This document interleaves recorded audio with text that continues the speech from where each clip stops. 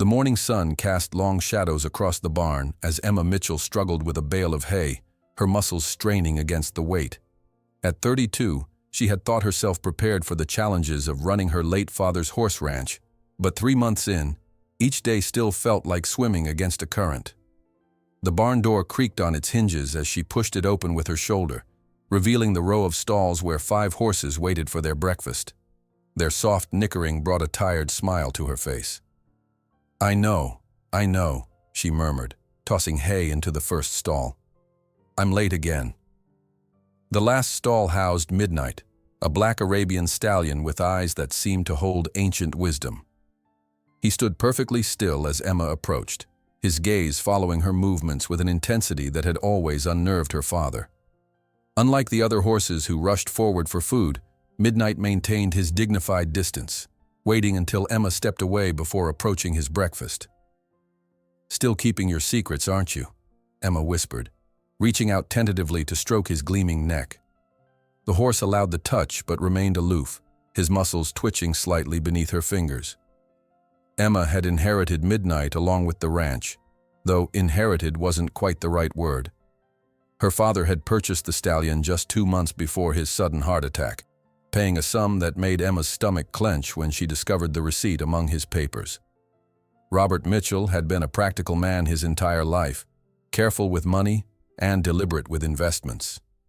The extravagant purchase of a purebred Arabian had been completely out of character, especially when the ranch was already struggling to stay afloat. What was he thinking? She had asked her childhood friend and local veterinarian, Mark Taylor, as they'd sorted through her father's affairs after the funeral. Mark had simply shrugged, his kind eyes reflecting her confusion. He mentioned once that Midnight was special, said there was something about him that reminded him of your mother. Emma had scoffed at that. Her mother had been warm and affectionate, always ready with a hug or encouraging word before cancer took her when Emma was just 14. This horse was the opposite, distant, imperial, almost coldly observant. Now, as she finished distributing feed, Emma checked her watch and cursed under her breath. She was already running late for her shift at the local diner, the second job she'd taken to keep the ranch operational while she figured out a long-term solution. Rushing back to the small farmhouse, she changed quickly into her waitress uniform, her mind already racing through the day's tasks that would need to be completed when she returned. As she was heading to her truck, her phone rang. The screen displayed Carter Holdings, making her heart sink. Thomas Carter had been trying to buy the ranch since the day after her father's funeral, each offer more aggressive than the last. She let the call go to voicemail, but the screen immediately lit up with a text message. Miss Mitchell, please reconsider my offer. These difficult decisions only become harder with time. The property value continues to decline, and my patience isn't infinite. TC. Emma deleted the message with a flick of her thumb, though she couldn't delete the worry that came with it. Carter was right about one thing. The ranch was losing value. The fences needed repairs, the barn roof had started leaking during the last heavy rain, and the outdated irrigation system was failing. Her father had been putting off these repairs, perhaps knowing he couldn't afford them, and now they'd become Emma's burden to bear. The diner was busy when she arrived, the morning rush in full swing. For 6 hours, Emma moved mechanically between tables, pouring coffee and serving plates of eggs and pancakes to the regulars, farmers, shop owners, and workers from the small industrial park on the edge of town. By the time her shift ended, her feet ached, and her mind was numb, the perfect state to keep darker thoughts at bay. When she returned to the ranch in the late afternoon, she found Mark's truck parked by the barn, and her heart lifted slightly. Mark had been checking in regularly since her father's death, ostensibly to monitor the horse's health, but Emma suspected he was equally concerned about hers. She found him in Midnight's stall, completing what appeared to be a routine examination. The horse stood calmly, though his ears flicked back and forth as Emma approached. "How's our mysterious friend doing?" Emma asked, leaning against the stall door. Mark looked up, pushing his glasses back up his nose with the back of his wrist. "Physically, he's perfect.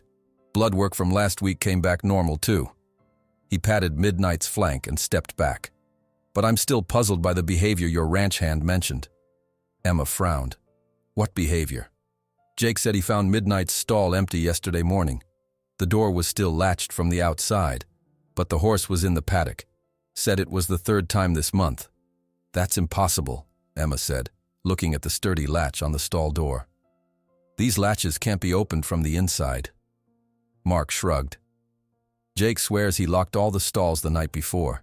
Said he double-checked because of the coyotes that have been hanging around. Emma's gaze shifted to Midnight, who was watching them with those unnervingly intelligent eyes. Maybe Jake forgot to lock it and doesn't want to admit it. Maybe, Mark conceded, though he didn't sound convinced. But Jake's been working horses since before either of us was born. Doesn't seem like a mistake he'd make. A chill ran down Emma's spine despite the warm spring air. I'll talk to him, she promised, though she wasn't sure what she'd say. Jake Armstrong had worked for her father for nearly 20 years and knew more about horses than she ever would. If he said the stall had been locked, it probably had been. As Mark packed up his veterinary supplies, Emma found herself studying Midnight more closely. The horse stood perfectly still under her scrutiny, his breathing slow and measured, his dark eyes revealing nothing. I still don't understand why Dad bought him, she said quietly. We couldn't afford him, and Dad wasn't one for impulsive decisions. Mark hesitated, then said, Your father mentioned something else when he first got Midnight. Said a friend of his from the old days practically begged him to take the horse. Something about Midnight needing the right kind of home. Emma frowned. What friend? Dad didn't keep in touch with many people. He didn't say, and I didn't push. You know how private your dad could be. Mark closed his bag with a snap. Want me to stay and help with evening feed? Emma shook her head. Thanks, but I've got it. I need to get used to handling everything myself. After Mark left, Emma went about her evening chores, trying to ignore the weight of fatigue pressing down on her shoulders. As she worked, her mind kept returning to what Mark had said about Midnight's mysterious nighttime escapes. It seemed impossible, yet Jake wouldn't make up such a strange story. When she finally finished her chores and returned to the house, darkness had fallen completely. Emma heated up leftover pasta, too tired to cook anything fresh, and ate standing at the kitchen counter, her mind drifting between financial worries and the mystery of Midnight's behavior. After dinner, she found herself searching through her father's old desk, looking for any information about where Midnight had come from. There must have been more to the story than her father had shared with Mark. The purchase receipt showed only a date, an amount, and the signature of someone named Gabriel Santiago, a name Emma didn't recognize. As she was about to give up for the night, Emma's hand brushed against something taped to the underside of one of the drawers, a small sealed envelope. Her heart racing, she carefully removed it and tore it open. Inside was a handwritten note and a small tarnished key. When the time comes, watch and believe. He chose you for a reason. G.S. Emma stared at the cryptic message, then at the key in her palm. She had no idea what lock it might fit or what the message meant. Who had chosen her? Her father. This mysterious G.S. Presumably Gabriel Santiago. Or could the note be referring to Midnight himself? The idea was absurd, yet as Emma glanced out the kitchen window toward the darkened barn, she couldn't shake the feeling that something extraordinary was happening right under her nose. Her exhaustion forgotten, she grabbed a flashlight and the mysterious key, determined to solve at least one puzzle before the night was through. The night air carried a slight chill as Emma made her way across the yard toward the barn. The flashlight beam bounced ahead of her, casting long shadows that seemed to move with a life of their own. A chorus of crickets filled the silence, occasionally punctuated by the distant howl of coyotes. Emma clutched the mysterious key tighter in her palm, its edges digging into her skin. The barn door groaned as she pushed it open, the sound unnaturally loud in the quiet night. Inside, the familiar scent of hay, horses, and leather engulfed her. She swept her flashlight across the interior, illuminating the row of stalls. Most of the horses were already lying down, though a few raised their heads at her entrance, their eyes reflecting the light with an eerie glow. All except Midnight's stall, which stood empty. Emma's breath caught in her throat. She rushed to the stall, her heartbeat thundering in her ears. The door was still securely latched from the outside, exactly as Jake had described. She ran her fingers over the metal latch, finding no signs of tampering. The straw bedding inside was disturbed, as if Midnight had indeed been there earlier, but the stallion himself was nowhere to be seen. "This is impossible," Emma whispered to herself, sweeping the flashlight around the empty stall one more time, as if the horse might materialize from the shadows. A soft thud from outside pulled her attention away. Emma hurried to the barn door and peered out, pointing her flashlight toward the sound. At first, she saw nothing but the empty paddock and the edge of the pasture beyond. Then, a movement caught her eye, a dark shape moving along the tree line that marked the boundary of her property. Midnight. Without thinking, Emma began to follow, keeping a cautious distance. The stallion moved with purpose, his gait steady and determined as he made his way across the pasture toward the old forest that bordered the eastern edge of the ranch. The same forest her father had always warned her to avoid at night. "It's not our land beyond those trees," he would say, "and some places aren't meant for wandering." As a child, she'd assumed he was worried about her getting lost or trespassing. Now, following Midnight's dark form as he approached those very trees, Emma wondered if there had been something more to her father's warnings. The stallion reached the edge of the forest and paused, his head held high as if listening for something Emma couldn't hear. Then, without hesitation, he plunged into the trees, disappearing from view. Emma stopped at the forest's edge, suddenly aware of what she was doing. Following a horse into an unfamiliar forest at night was foolish at best, dangerous at worst. She should go back, call Mark, perhaps set up some kind of camera to monitor Midnight's stall. Yet something pulled at her, curiosity certainly, but also a strange sense that this mystery was somehow meant for her to solve. The note she'd found echoed in her mind. "When the time comes, watch and believe." Was this what it had meant? Taking a deep breath, Emma stepped into the forest. The canopy overhead blocked most of the moonlight, making her flashlight beam essential. She moved carefully, following what appeared to be a narrow path worn into the underbrush. The sounds of the night forest surrounded her, rustling leaves, occasional snapping twigs, and the soft hooting of an owl somewhere above. She had been walking for perhaps 10 minutes when the trees began to thin, and a faint glow appeared ahead. As Emma drew closer, the light grew stronger, casting long shadows among the trees. She switched off her flashlight, not wanting to announce her presence, and crept forward until she reached the edge of a small clearing. What she saw made her freeze in disbelief. In the center of the clearing stood Midnight, his black coat gleaming in the strange, silvery light that seemed to emanate from the ground itself.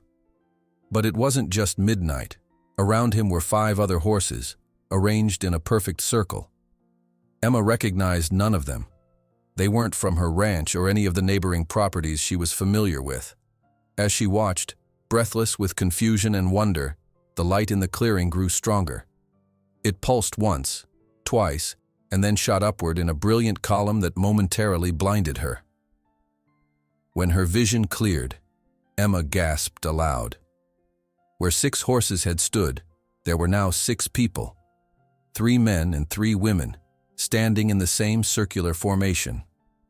And in the place where Midnight had been was a tall man with long black hair and piercing dark eyes, dressed entirely in black.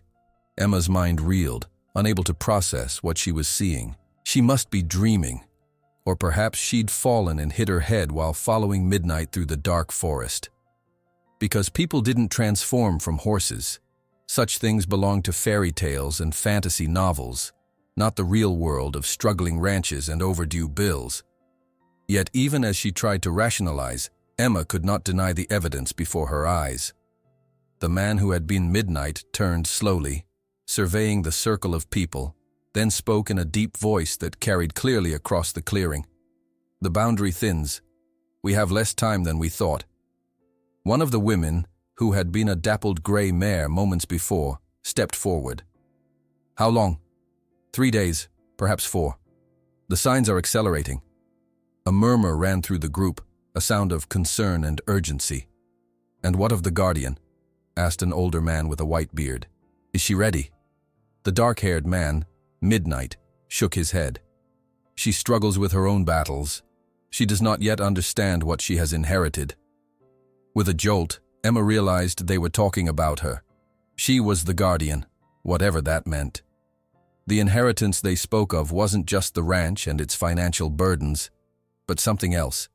Something connected to these impossible horse people and this glowing clearing. She leaned forward, straining to hear more, but her boot came down on a brittle twig.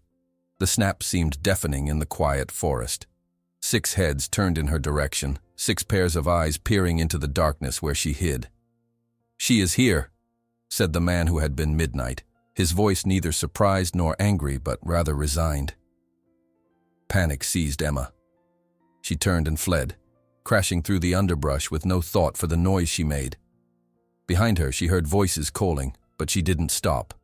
Her only thought was to get back to the safety of the ranch house, to lock the doors and pretend she had seen nothing. She ran until her lungs burned and her legs threatened to give out, the forest around her a dark blur.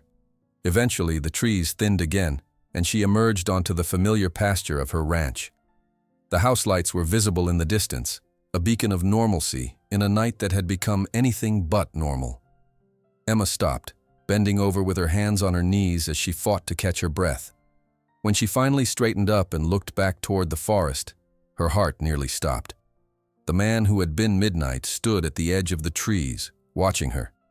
Even from this distance, Emma could feel the weight of his gaze. He made no move to approach, simply stood there like a sentinel. After a long moment, he raised his hand in what might have been a gesture of greeting or warning, then turned and disappeared back into the forest. Emma stumbled the rest of the way to the house, her mind a whirlwind of impossible images and half-formed questions. She locked the door behind her and collapsed onto the sofa, her body trembling with adrenaline and exhaustion. "This can't be real," she whispered to the empty room. "I must be losing my mind." Yet even as she said it, Emma knew what she had seen was real. Somehow, her ordinary black Arabian stallion could transform into a man, and he wasn't alone in this ability. More importantly, they had spoken of her as a guardian, suggesting she had some role to play in whatever was happening. The note she'd found in her father's desk took on new significance. "He chose you for a reason." Had her father known about Midnight's true nature? Had he been a guardian himself before her? Emma's gaze fell on the small key she had clutched throughout her wild forest adventure. It had to be connected to all of this, but how? What lock did it open, and what secrets would she find when she used it? Sleep was impossible now. Emma paced the living room, trying to make sense of the night's events.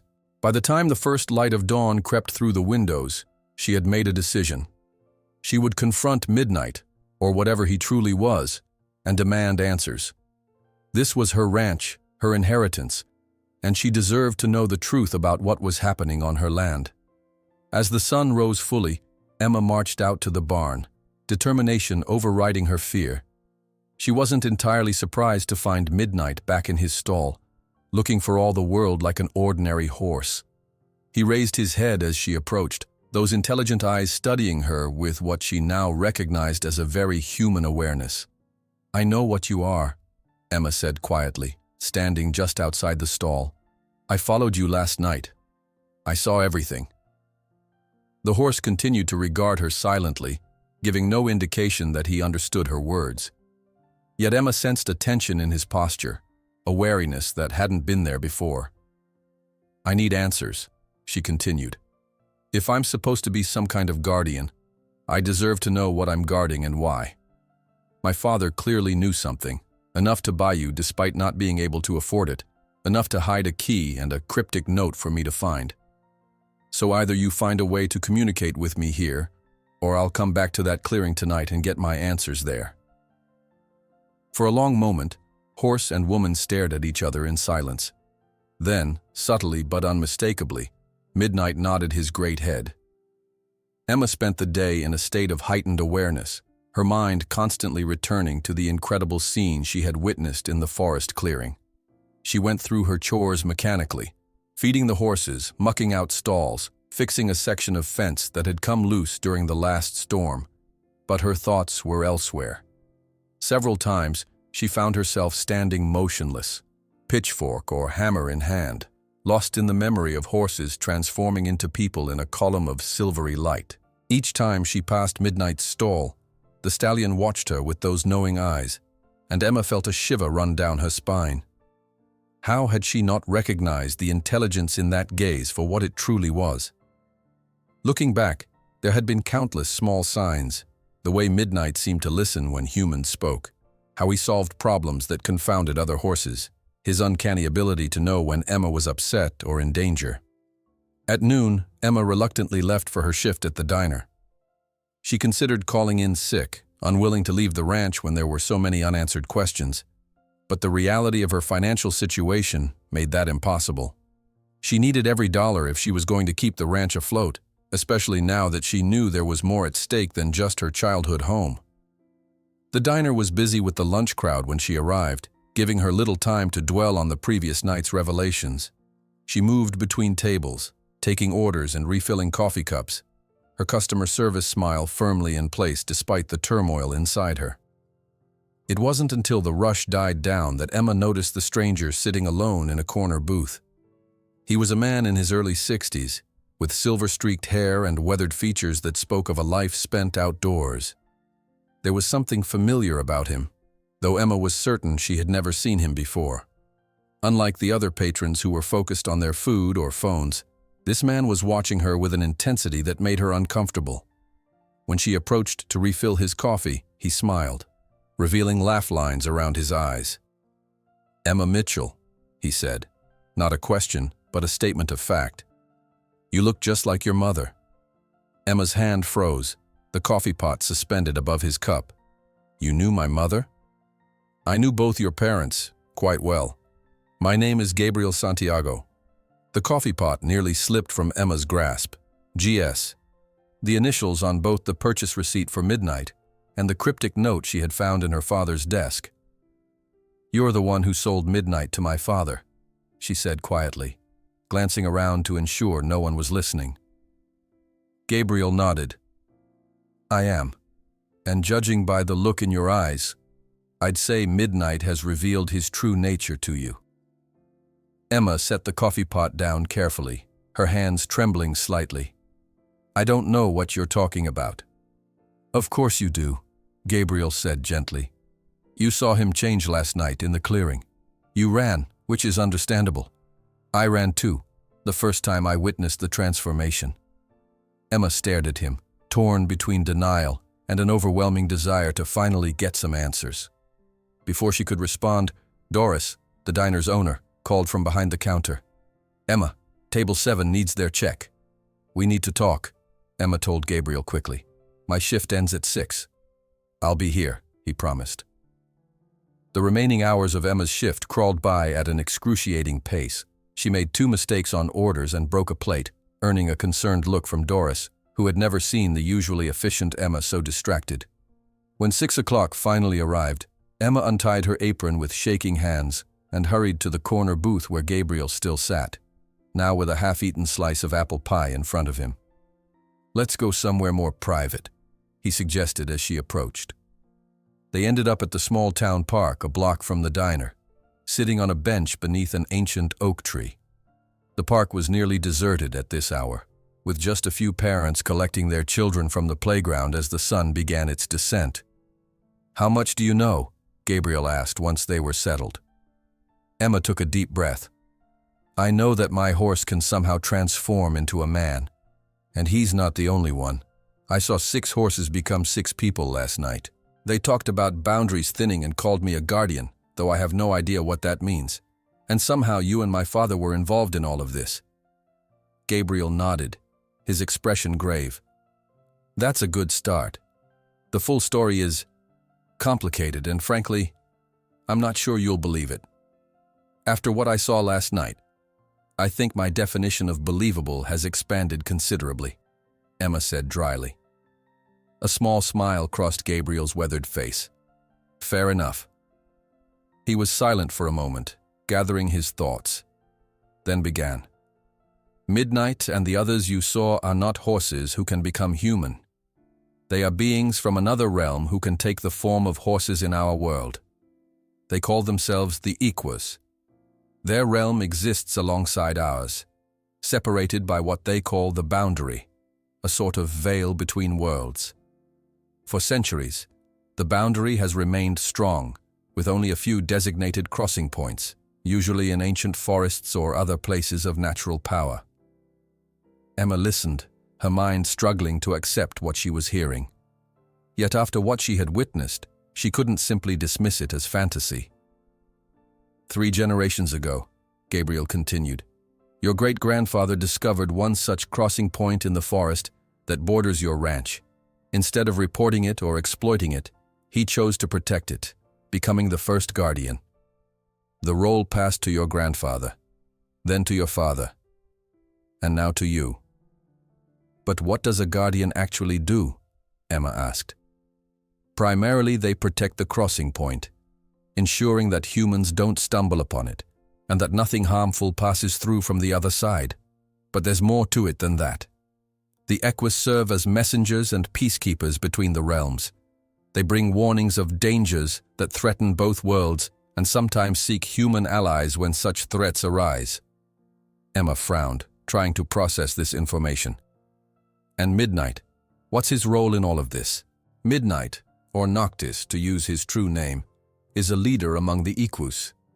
He was a close friend of your father's, and when Robert sensed that his health was failing, he arranged for Noctis to come to you.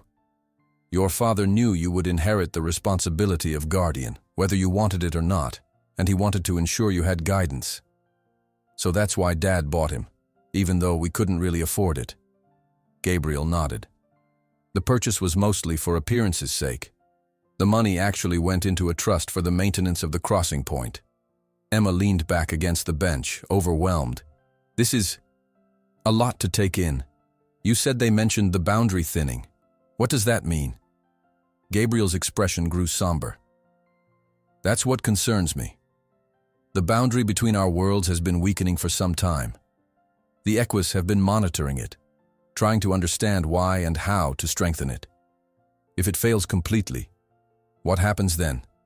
Chaos, Gabriel said simply. The laws of each realm are different. If they bleed together, the results would be unpredictable and potentially catastrophic for both worlds. Imagine our technology suddenly failing, or their magic running rampant in our cities. A chill ran down Emma's spine. And they think this could happen in 3 or 4 days? If that's what they said, then yes.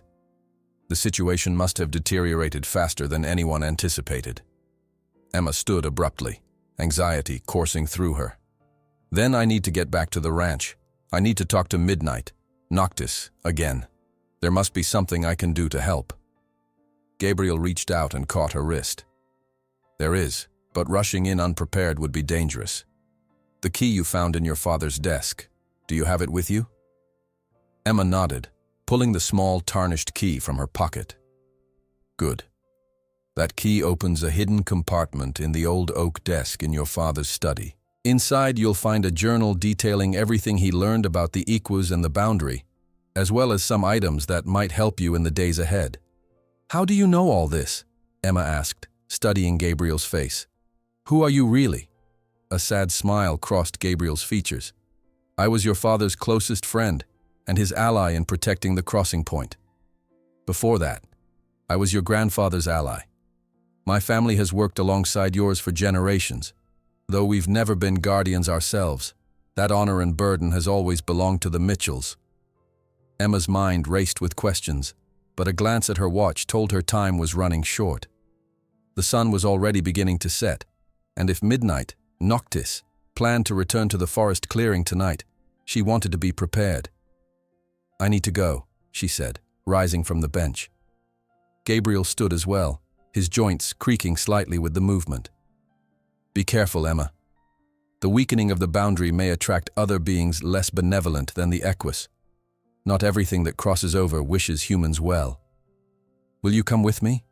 Emma asked suddenly, realizing she didn't want to face this alone. Gabriel shook his head regretfully. My role has always been to support the Guardian from a distance. This is your inheritance, your responsibility. But I'll be nearby if you need me. He pressed a business card into her hand. My cell phone number. Call if things get too dangerous. As Emma drove back to the ranch, the setting sun cast long shadows across the fields.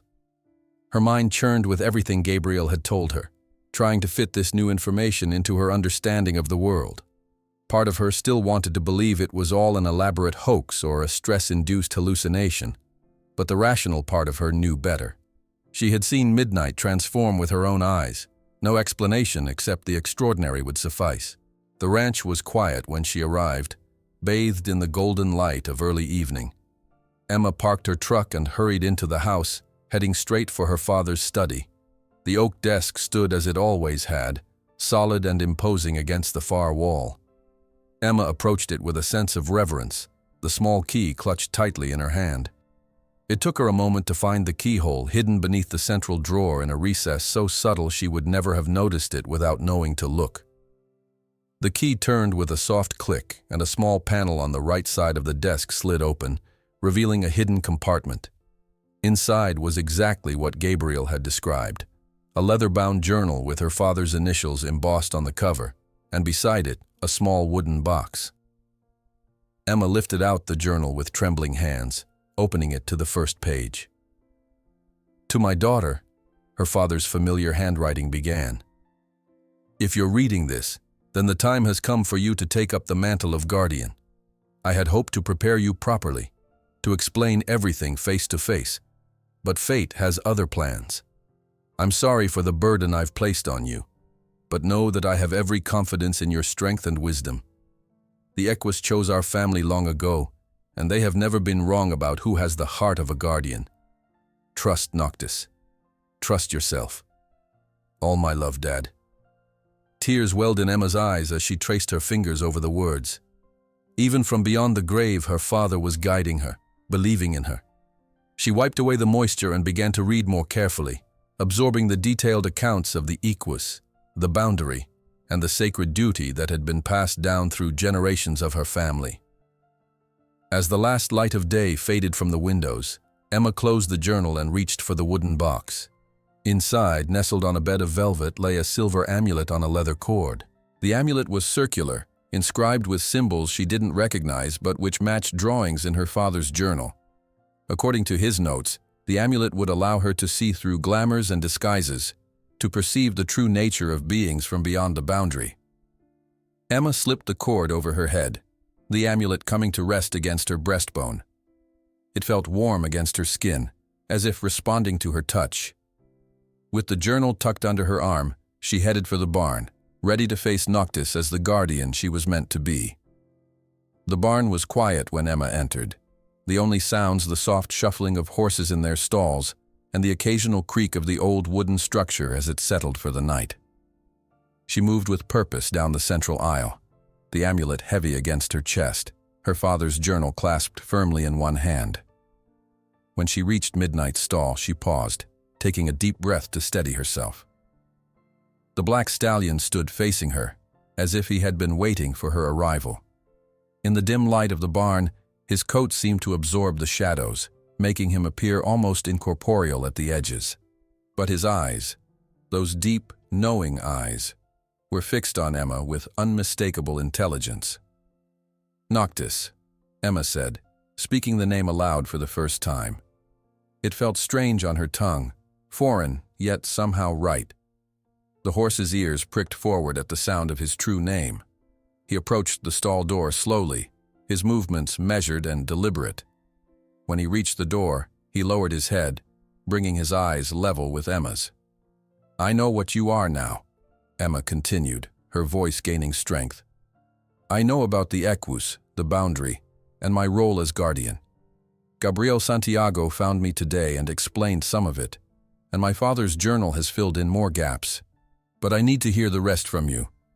Midnight, Noctis, regarded her silently for a long moment. Then, to Emma's astonishment, a voice resonated in her mind, deep and rich, with an accent she couldn't quite place. "The amulet allows you to hear me in this form. It is good that you found it so quickly." Emma gasped, taking an involuntary step back. It was one thing to see a horse transform into a man. It was another entirely to hear a voice speaking directly into her thoughts while the horse remained before her. You can communicate like this? Why didn't you do this before?" "The connection requires the amulet, which your father kept hidden until you were ready. And truthfully, I was not certain you would accept such communication. Many humans would fear it, calling it madness or possession." Emma couldn't argue with that logic. If Noctis had spoken to her mind a week ago, she might well have convinced herself she was hallucinating from stress and exhaustion. "Gabriel said the boundary is weakening, that something catastrophic could happen in just a few days. Is that true?" Noctis's mental voice grew grave. "It is. The boundary has been under strain for decades, but recently the deterioration has accelerated dramatically. We have identified the likely cause, but addressing it will not be simple or without risk." "What's causing it?" "A disruption in the balance between our realms. In your world, there is a place where the natural energy that sustains the boundary has been diverted, siphoned away for other purposes. We need to restore that flow before the boundary fails completely." Emma frowned. "And where is this place?" "Not far from here. The land that Thomas Carter has been so eager to acquire from you." The name sent a jolt through Emma. "Carter? The developer who's been trying to buy the ranch? What does he have to do with this?" "He is not what he appears to be," Noctis replied, a hint of steel entering his mental voice. "Carter is aware of the boundary and the energy that sustains it. He has been systematically purchasing properties along the ley lines, the natural channels of energy that connect to the crossing points. On each property, he installs devices that divert that energy for his own purposes." "What purposes?" "Power. The energy that maintains the boundary is potent. Properly harnessed, it can be used to fuel certain types of magic or technology that blur the line between the two. Carter has created devices that allow him to manipulate aspects of reality. Not enough to be obvious to most humans, but enough to give him significant advantages in business and influence over others." Emma thought of Carter's meteoric rise in the business world, how he always seemed to get what he wanted, how people who opposed him often changed their minds abruptly or suffered convenient accidents. She had attributed it to ruthless business tactics and deep pockets, but this explanation cast his success in a sinister new light. "Does he know what will happen if the boundary fails completely?" "We believe he does not fully understand the consequences. He sees only the power to be gained, not the chaos that will ensue when the laws of both realms begin to bleed together." Emma paced in front of the stall, trying to process this information. "So what do we do? How do we stop him and repair the boundary?" "We must disable the devices he has installed and restore the natural flow of energy. But to do that, we need access to each property where a device is located.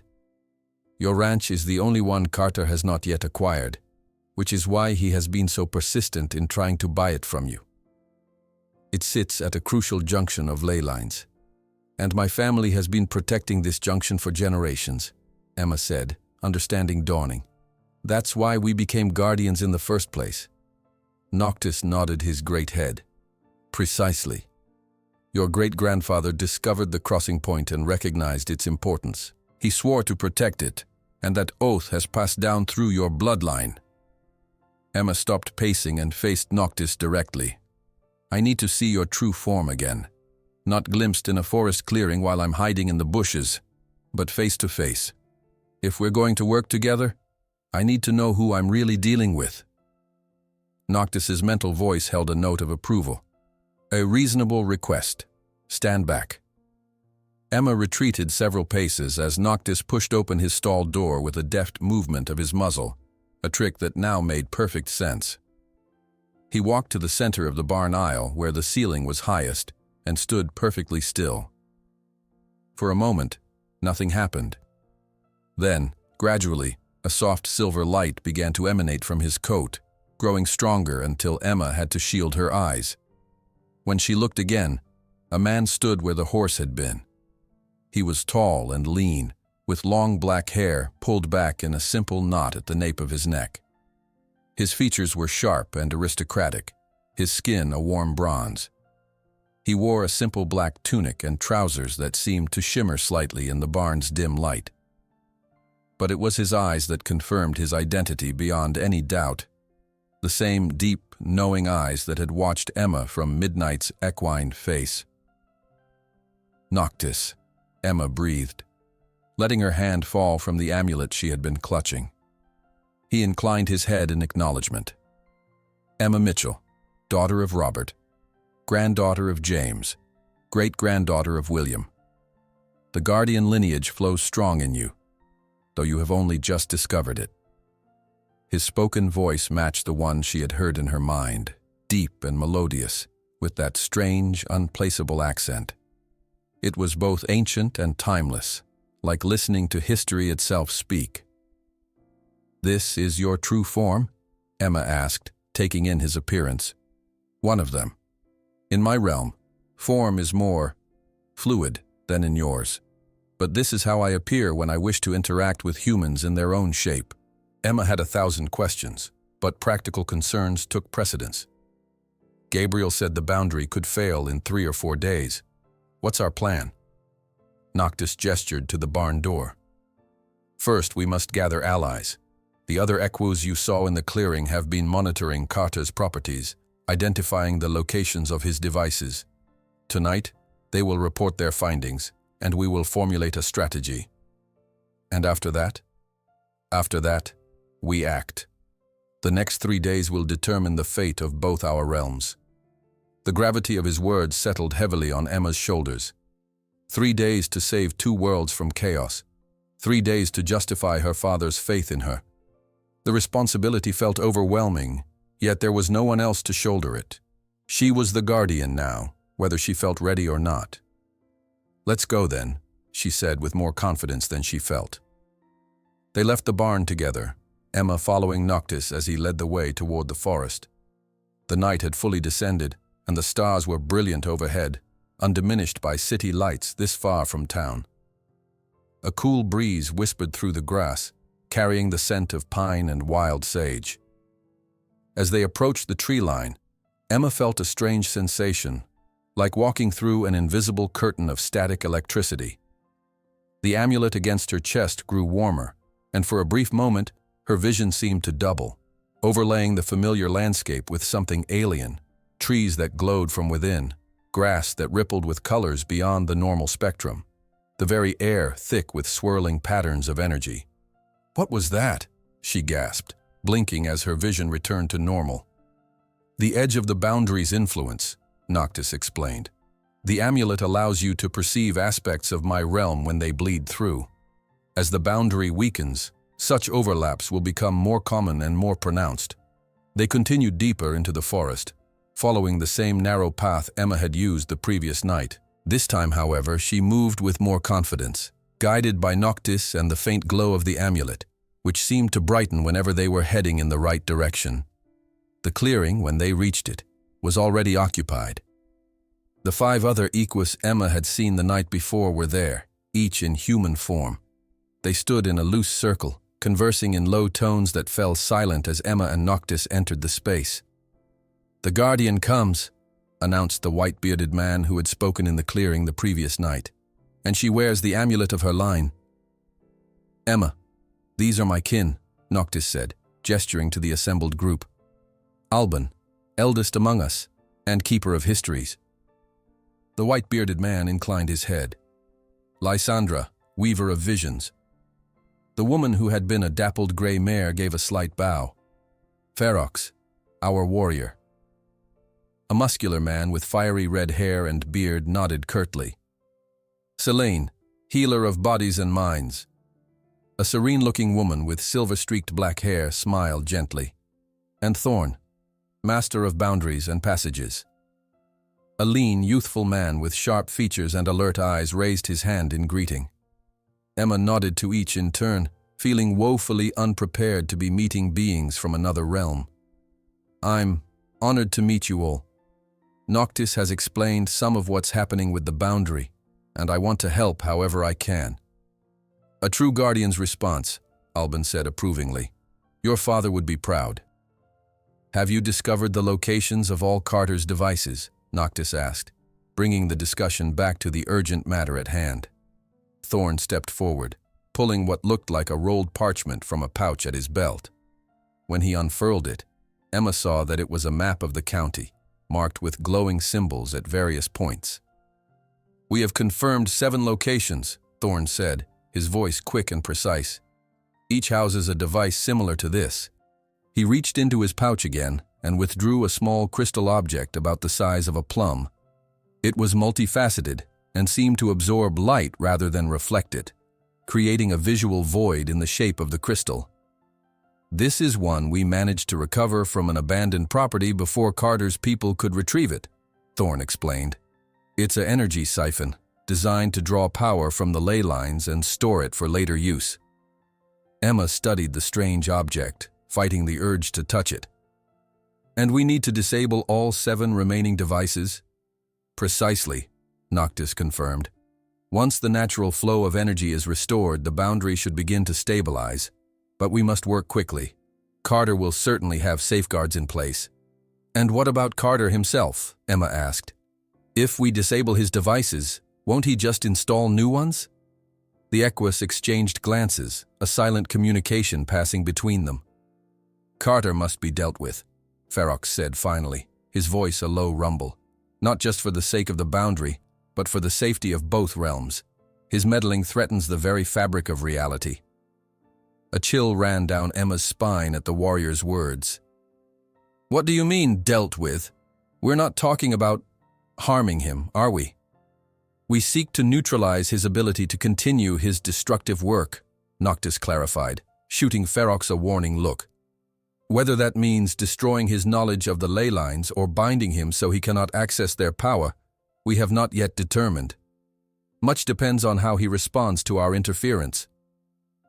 Emma wasn't entirely satisfied with this answer, but she nodded slowly. One moral dilemma at a time. First, they needed to disable the devices and stabilize the boundary. The question of Carter's fate could wait until they had more information. So what's our first move? She asked, looking from one Equus to another. Tonight we plan, Lysandra said, her voice melodious and calming. Tomorrow at dawn, we begin dismantling Carter's network, starting with the device closest to the crossing point, the one on Old Man Jenkins's farm.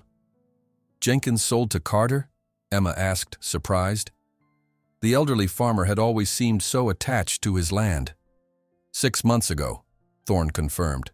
Like many others, he found himself suddenly willing to sell despite previous refusals. We suspect Carter used the power he had already accumulated to influence Jenkins's decision. The implications of this sent a wave of anger through Emma. How many others had Carter manipulated, robbing them of their free will for his own gain? Then Jenkins's farm is where we'll start, she said firmly. But I think we need one more ally in this fight, someone who knows the human side of things and has connections in town. I'm going to call Gabriel Santiago. Noctis nodded approvingly. A wise decision. Gabriel has been a steadfast friend to your family and to the Equus for many years.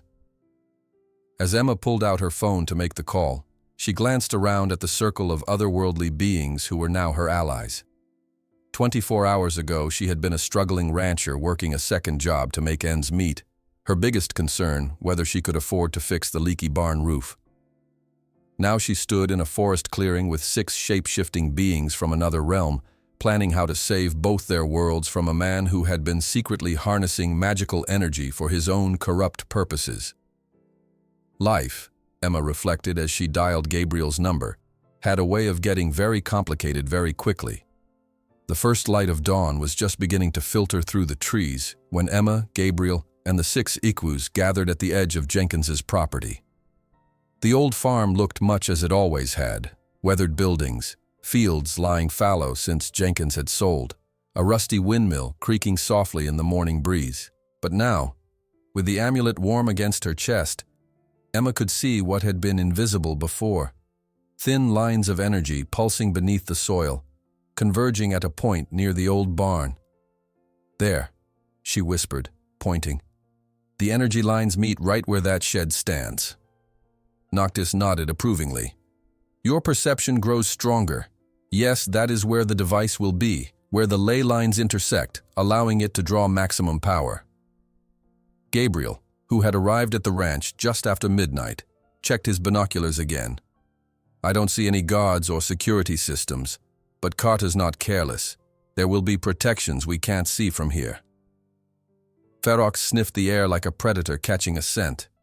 "There are wards, not strong ones, but enough to alert him if they're breached by ordinary means."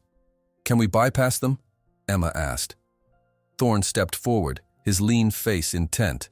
"I can create a temporary passage, a bubble of sorts that will allow us to move through the wards without triggering them. But it will only last a few minutes, and it will take most of my strength to maintain." "Then we need to be quick," Noctis decided. "Thorn, Emma, Gabriel, and I will enter. The rest of you maintain a perimeter and watch for any sign that Carter has been alerted." Emma felt a flutter of nervousness in her stomach, but pushed it aside. She was the guardian. This was her responsibility.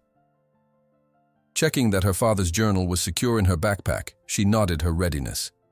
They approached the property boundary cautiously, keeping to the shadows of the trees. When they reached an old stone wall that marked the edge of Jenkins's land, Thorn raised his hands, fingers spread wide. A soft humming filled the air, and Emma saw the air between Thorn's palms begin to shimmer, like heat rising from asphalt on a summer day. "Now," Thorn whispered, his face strained with concentration. "Move through quickly, single file. Do not stray from the path I create." Noctis went first, stepping through the rippling air as if passing through a curtain. Gabriel followed, then Emma, with Thorn bringing up the rear, his hands still raised to maintain whatever invisible protection surrounded them. The sensation of crossing the boundary was strange, like moving through water without getting wet, a resistance that wasn't quite physical. Once on the other side, Emma felt a subtle vibration in the amulet, a warning of danger nearby. "This way," she whispered, pointing toward the shed. "And hurry. I think the amulet is reacting to something." They moved swiftly across the open ground between the stone wall and the shed, every sense alert for signs of discovery. The shed itself was unremarkable, a simple wooden structure with a slanted roof, the kind used to store tools or small equipment. Its door hung slightly ajar, its paint peeling from years of exposure to the elements. "Wait," Noctis said as they approached the entrance. He knelt, examining the ground in front of the door. "A trigger. Step only where I step." He moved forward carefully, placing his feet with deliberate precision. The others followed his path exactly, Gabriel keeping a steadying hand on Emma's shoulder. Inside the shed, dusty farm implements hung on the walls, and old sacks of feed lay moldering in corners. But in the center of the dirt floor, partially concealed beneath a tattered tarp, a metal trapdoor gleamed dully in the dim light. "Down there," Gabriel murmured. Carter always did like to go underground with his operations. Noctis pulled the tarp aside completely, revealing a modern combination lock securing the trapdoor. It looked jarringly out of place in the decrepit shed. "Can we break it?" Emma asked. Gabriel shook his head. "Too noisy, and it might trigger additional alarms." "We don't need to break it," Noctis said. He placed his palm flat against the lock, and a soft silver light emanated from his hand. The lock clicked open. "How did you—" "Form is fluid in my realm, remember? That extends to understanding how forms connect and disconnect." Noctis lifted the trapdoor, revealing a set of metal stairs descending into darkness. A faint hum emanated from below, along with a pulsing reddish light. "I will go first," Noctis said. "Emma, stay close. Gabriel, watch our backs." They descended into a space that defied Emma's expectations. Instead of a crude cellar or bunker, they found themselves in a high-tech installation. The walls were lined with monitors displaying data Emma couldn't interpret, and the air buzzed with the sound of cooling fans and electronic equipment. In the center of the room, raised on a metal pedestal, sat a device identical to the one Thorn had shown them in the clearing, a multifaceted crystal that seemed to swallow light. But unlike Thorn's inert specimen, this one pulsed with a sickly red glow, and thin streams of what looked like liquid light flowed into it from cables that disappeared into the floor. "The ley lines," Noctis explained, seeing Emma's confused expression. "Carter has tapped directly into them, converting their natural energy into a form he can store and use." "How do we disable it?" Emma asked, approaching the pedestal cautiously. "With great care," Noctis replied. "The device is designed to protect itself. Touch it incorrectly, and it will release a surge of energy that could kill a human instantly." "Wonderful," Gabriel muttered. "Any suggestions on the correct way to touch it?" Noctis reached into a pouch at his belt and withdrew a vial of clear liquid. "This will neutralize the crystal's defensive properties temporarily. Once applied, we have perhaps 30 seconds to remove it from the energy flow before it reactivates." "And then what?" Emma asked. "Then we take it with us. Each crystal we remove weakens Carter's network and allows some natural energy to return to the boundary." Noctis unstoppered the vial and carefully tipped a single drop onto the crystal's surface. The red glow flickered, then faded to a dull amber. Working quickly, Noctis disconnected the crystal from its base, severing the threads of light that fed into it. The moment it was free, the crystal's glow disappeared completely. "Got it," Noctis said, wrapping the crystal in a cloth and securing it in his pouch. "Now we—" An alarm blared suddenly, red lights flashing from panels in the ceiling. The monitors around the room flickered, then displayed the same message. "Security breach. Lockdown initiated." "Move!" Gabriel shouted, already heading for the stairs. "We've got seconds before this place seals itself." They raced up the metal staircase, the alarm growing louder. As they reached the shed, Emma heard a mechanical whirring from below, the sound of heavy locks engaging.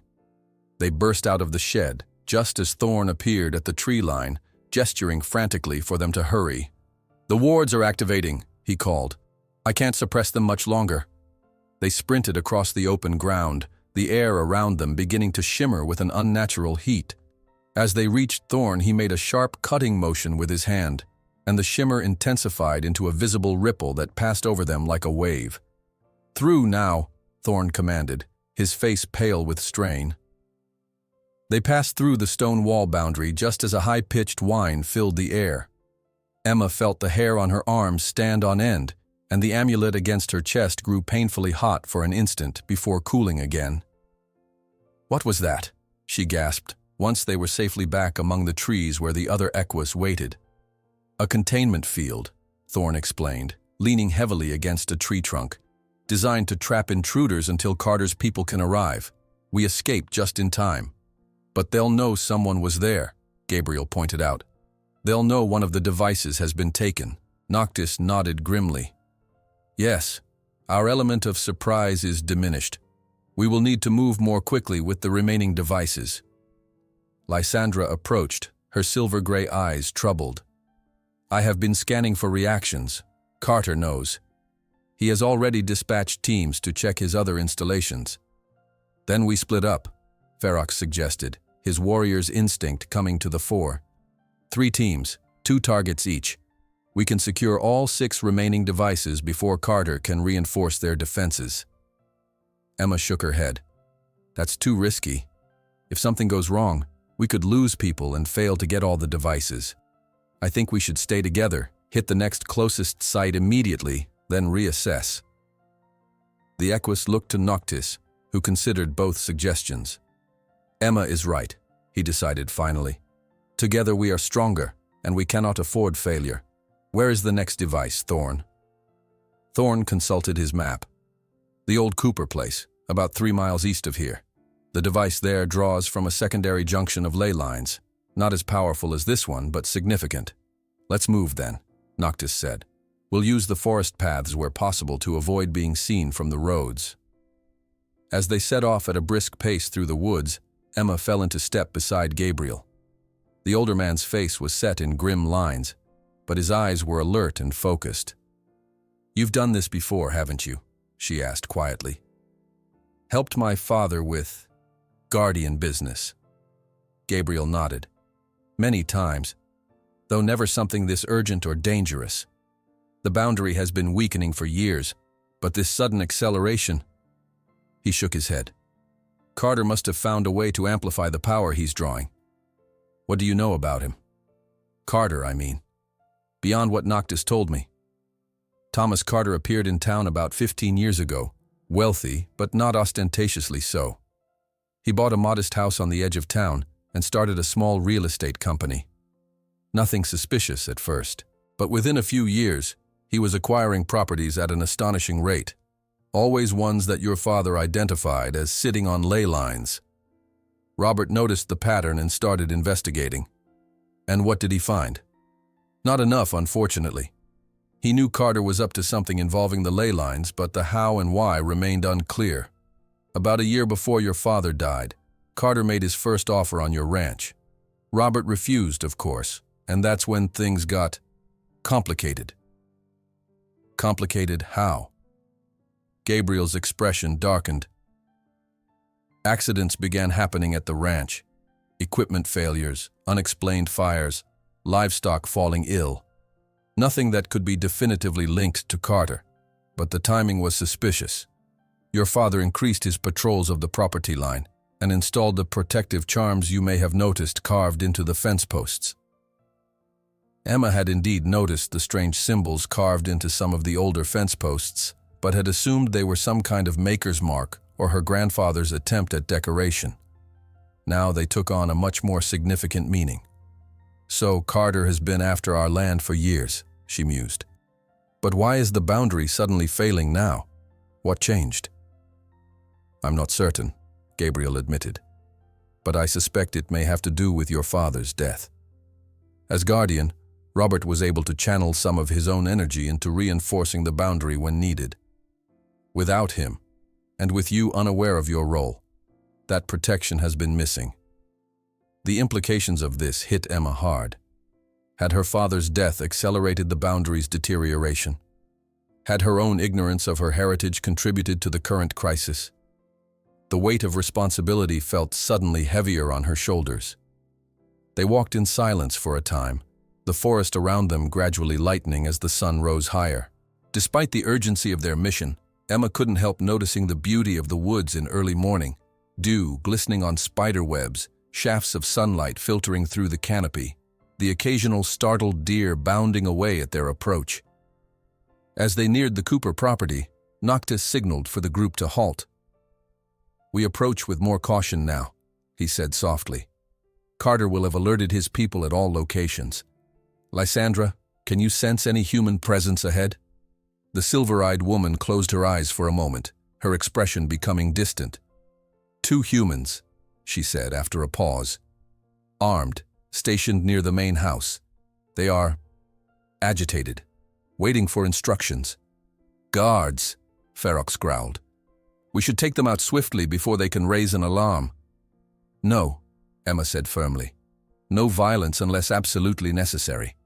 These are just people doing their jobs. They probably have no idea what Carter is really up to. What do you suggest then? Selene asked, speaking for the first time since Emma had met her. Her voice was soft but clear, like a bell ringing in still air. Emma thought for a moment, then turned to Gabriel. You said you've worked with my father before. Did he have any methods for dealing with Carter's people non-violently?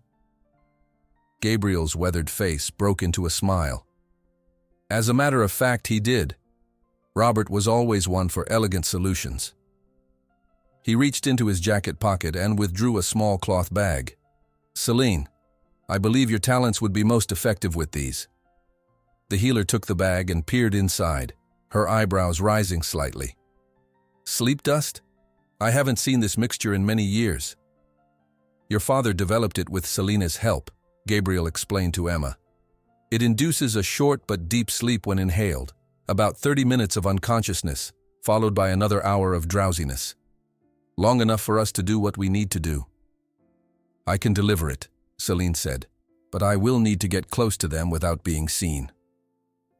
Alban, who had been silent for most of the journey, stepped forward. "I can help with that. Age has its uses. Few humans look twice at an elderly man who appears confused." A plan quickly took shape. Alban would approach the guards as a lost hiker, distracting them while Celine circled behind to release the sleep dust. Meanwhile, the rest of the group would position themselves to move in as soon as the guards were unconscious. As Emma watched Alban transform back into his equine form, a dignified white stallion, before shifting once more into a frail-looking human man with more pronounced age marks than his equus form had shown, she marveled at the fluid grace of the change. There was no flash of light this time, just a subtle rippling of reality around him, like heat waves rising from hot pavement. "Conserving energy," Noctis explained quietly, noting her fascination. "The full transformation with light is dramatic, but unnecessary when subtlety is required." Alban, now looking every inch the confused elderly hiker, set off toward the Cooper house, his gait unsteady and his expression befuddled. Celine disappeared into the underbrush, moving with silent grace. The rest of the group spread out, finding positions with good sightlines to the area where Lysandra had sensed the guards. Emma crouched beside Noctis behind a fallen log, her heart racing with a mixture of fear and exhilaration. This was really happening. She was participating in a clandestine operation to save 2 worlds, using magic and abilities she had never imagined existed a few days ago. "You're doing well," Noctis said softly, as if reading her thoughts. "Many new guardians struggle more with accepting their role." "I haven't had much choice," Emma replied with a wry smile. "Hard to deny reality when it transforms from a horse into a man right in front of you." Noctis's lips twitched in what might have been amusement. "Still, you have adapted quickly. Your father would be proud." Before Emma could respond, movement at the edge of the property caught her attention. Alban had made contact with the guards, 2 men in dark clothing who didn't look like any security personnel Emma had ever seen. They wore no uniforms or identifying badges, just nondescript clothes and what appeared to be communication devices at their belts. Both carried themselves with the alert tension of trained fighters. Alban was gesturing animatedly, pointing in various directions as if trying to explain where he had come from. The guards looked annoyed but not suspicious, one checking his watch as if to indicate that the old man was wasting their time. Then, so subtly that Emma almost missed it, a fine mist drifted over the group from behind.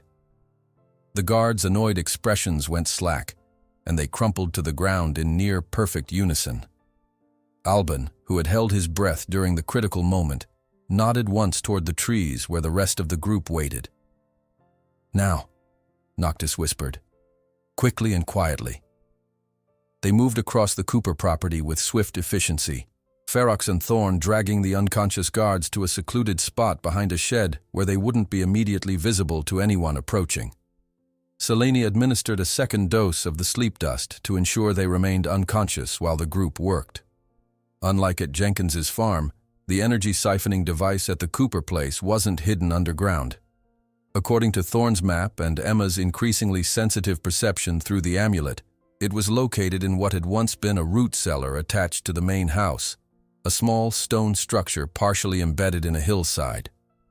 "This feels too easy," Gabriel muttered as they approached the cellar door. "Carter isn't careless enough to leave a site this exposed without more protection." Noctis nodded grimly. "I share your concern. Thorn, what do your senses tell you?" The Boundary Master closed his eyes for a moment, extending his awareness.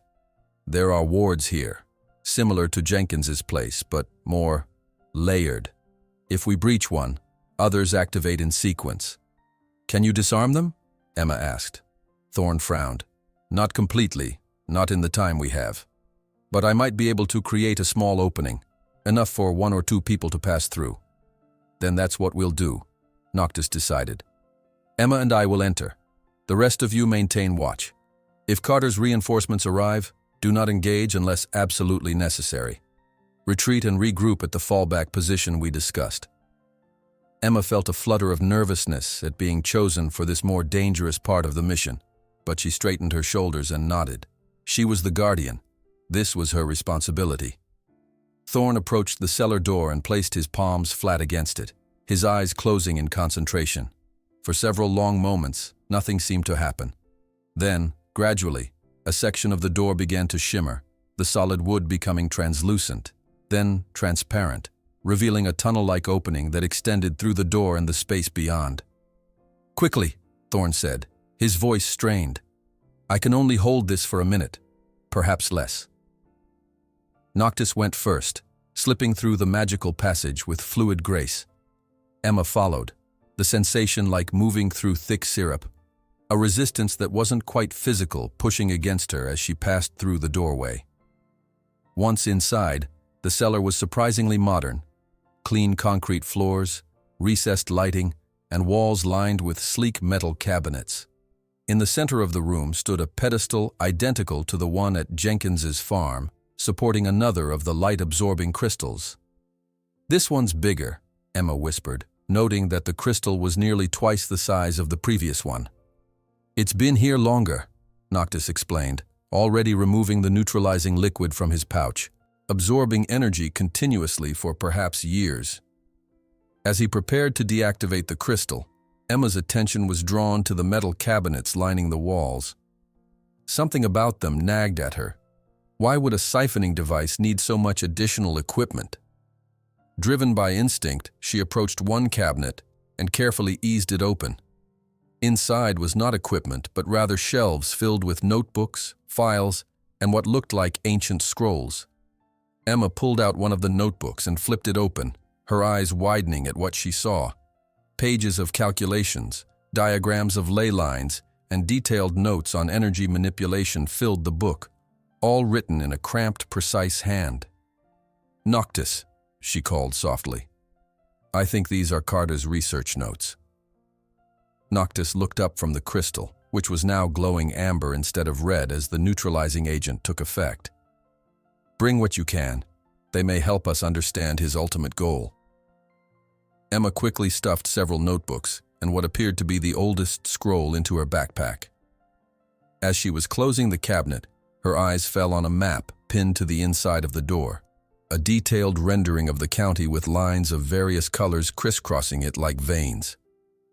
Red X marks had been placed over several properties, including Jenkins's farm. A large circle surrounded Emma's ranch, with notations she couldn't decipher scribbled around it.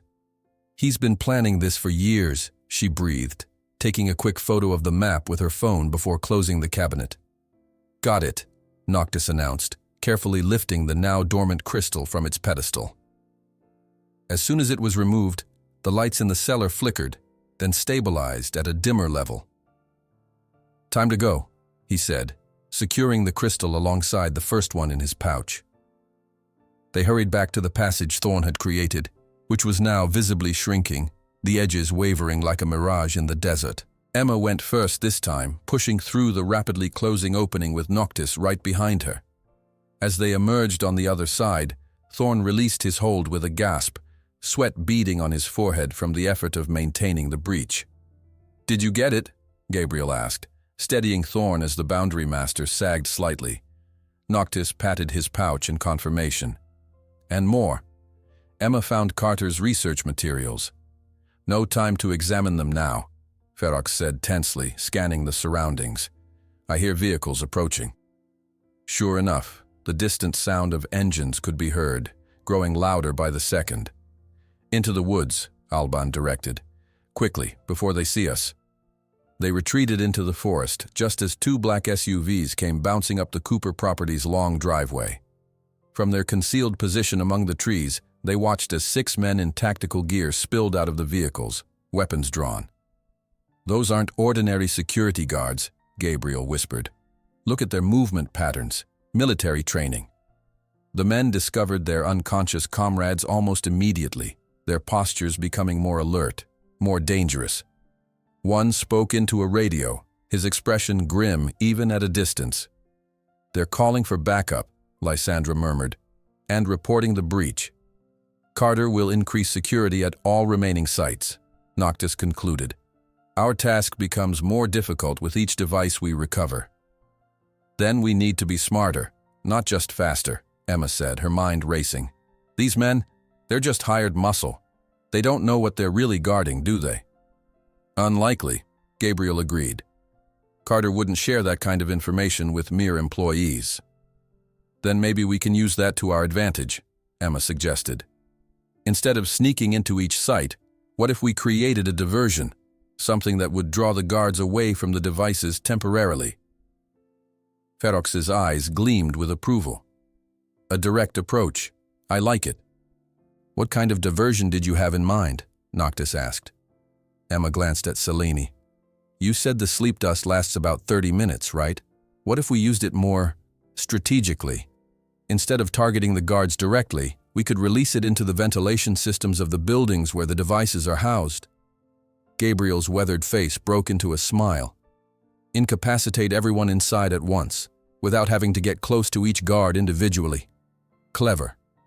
It could work, Selene acknowledged, but I would need to prepare more of the mixture. The amount we have won't be sufficient for multiple sites. Can you make more quickly? Noctis asked. With the right ingredients, yes. Many of the components are common herbs. Others, she glanced at Emma. Others grow near the crossing point in your forest, Guardian. Then we'll return to the ranch, Noctis decided.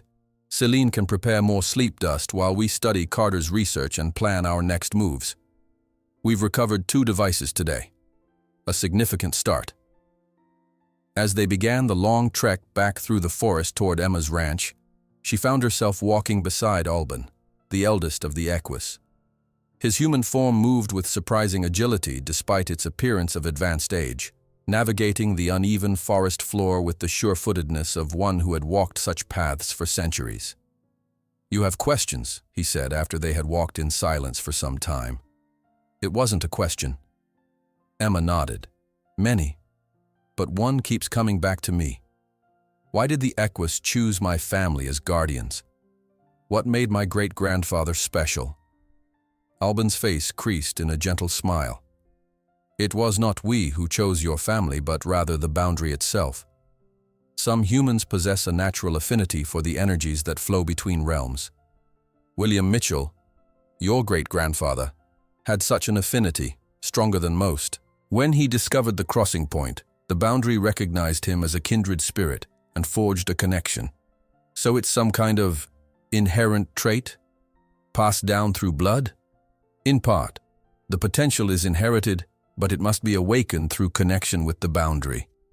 Your father began preparing you when you were young, though you may not have realized it. Those camping trips in the forest, the stories he told about the special nature of your land, all were meant to gradually sensitize you to the energies around you.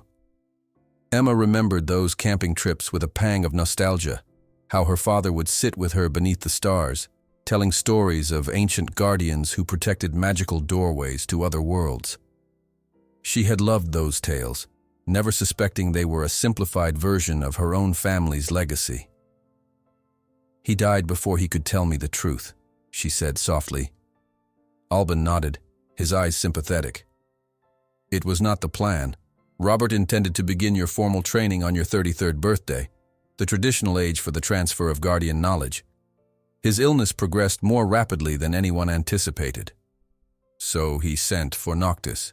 Yes, Noctis has guided many guardians over the centuries. He was the logical choice to oversee your transition, especially in such urgent circumstances. The idea that Noctis had known and worked with her ancestors gave Emma a strange feeling, a mixture of comfort and unease. How many Mitchells had he watched grow old and die while he remained unchanged? And the boundary? She asked. Has it ever been this close to failing before? Alban's expression grew somber. Never in my memory, and I am among the oldest of my kind. There have been fluctuations, periods of weakness and strength, but this systematic draining of its energy is unprecedented. They walked in silence for a while longer, the forest around them growing more familiar as they approached Emma's property. Finally, she asked the question that had been nagging at her since Gabriel had explained more about Carter. If my father knew Carter was dangerous, why didn't he do more to stop him? Why wait until things reached this point? Alban sighed, a sound as ancient as rustling leaves. Robert did what he could within the constraints of his position. The role of guardian is primarily one of protection and balance, not aggressive intervention. To move against Carter directly would have required evidence that human authorities would accept, evidence that was difficult to obtain given the nature of Carter's activities. "And now it falls to me to clean up the mess," Emma said, a hint of bitterness creeping into her voice. "Not alone," Alban reminded her gently. "You have allies your father lacked in his final years, and you have shown remarkable adaptability and courage thus far." His words eased some of Emma's anxiety, though the weight of responsibility still pressed heavily on her shoulders. As they crossed the boundary of her property, the amulet against her chest grew noticeably warmer, a welcome home from the very land she was sworn to protect. The ranch came into view, the familiar buildings a comforting sight after the tensions of the morning. Jake Armstrong, Emma's ranch hand, was visible near the barn, attending to the horses. He looked up as the group emerged from the trees, his weathered face registering surprise at the sight of Emma with so many strangers. "Miss Mitchell," he called, approaching with a slightly wary expression. "Everything all right? You've been gone since before dawn." Emma realized she had completely forgotten about her regular ranch responsibilities in the urgency of the mission. Jake must have arrived for work hours ago to find her missing. "Everything's fine, Jake," she assured him, trying to project a calmness she didn't entirely feel. "These are consultants, helping me with some property issues." Jake's eyes moved over the group, lingering for an extra moment on Noctis. Something like recognition flickered in his gaze before he nodded slowly. "Anything I can help with?" Emma hesitated, unsure how much to share with her loyal ranch hand. Gabriel stepped forward, extending his hand to Jake. "Gabriel Santiago," he introduced himself. "I was a friend of Robert's. You must be Jake Armstrong. Robert spoke highly of you." Jake shook the offered hand, his posture relaxing slightly at the mention of Emma's father. "Mr. Santiago, yes, I worked with Robert for many years." "Actually, Jake, there is something you could help with," Emma said, making a quick decision. "Could you handle the afternoon feeding and check on the fence in the north pasture? I need to spend some time with our consultants." "Sure thing, Miss Mitchell. I'll take care of it." Jake touched the brim of his hat in a slight salute, then turned to head back to the barn. After a few steps, he paused and looked back. "Just one thing. A man came by looking for you earlier. Thomas Carter. Said it was urgent he speak with you about his offer on the property." Emma's blood ran cold. "Carter was here?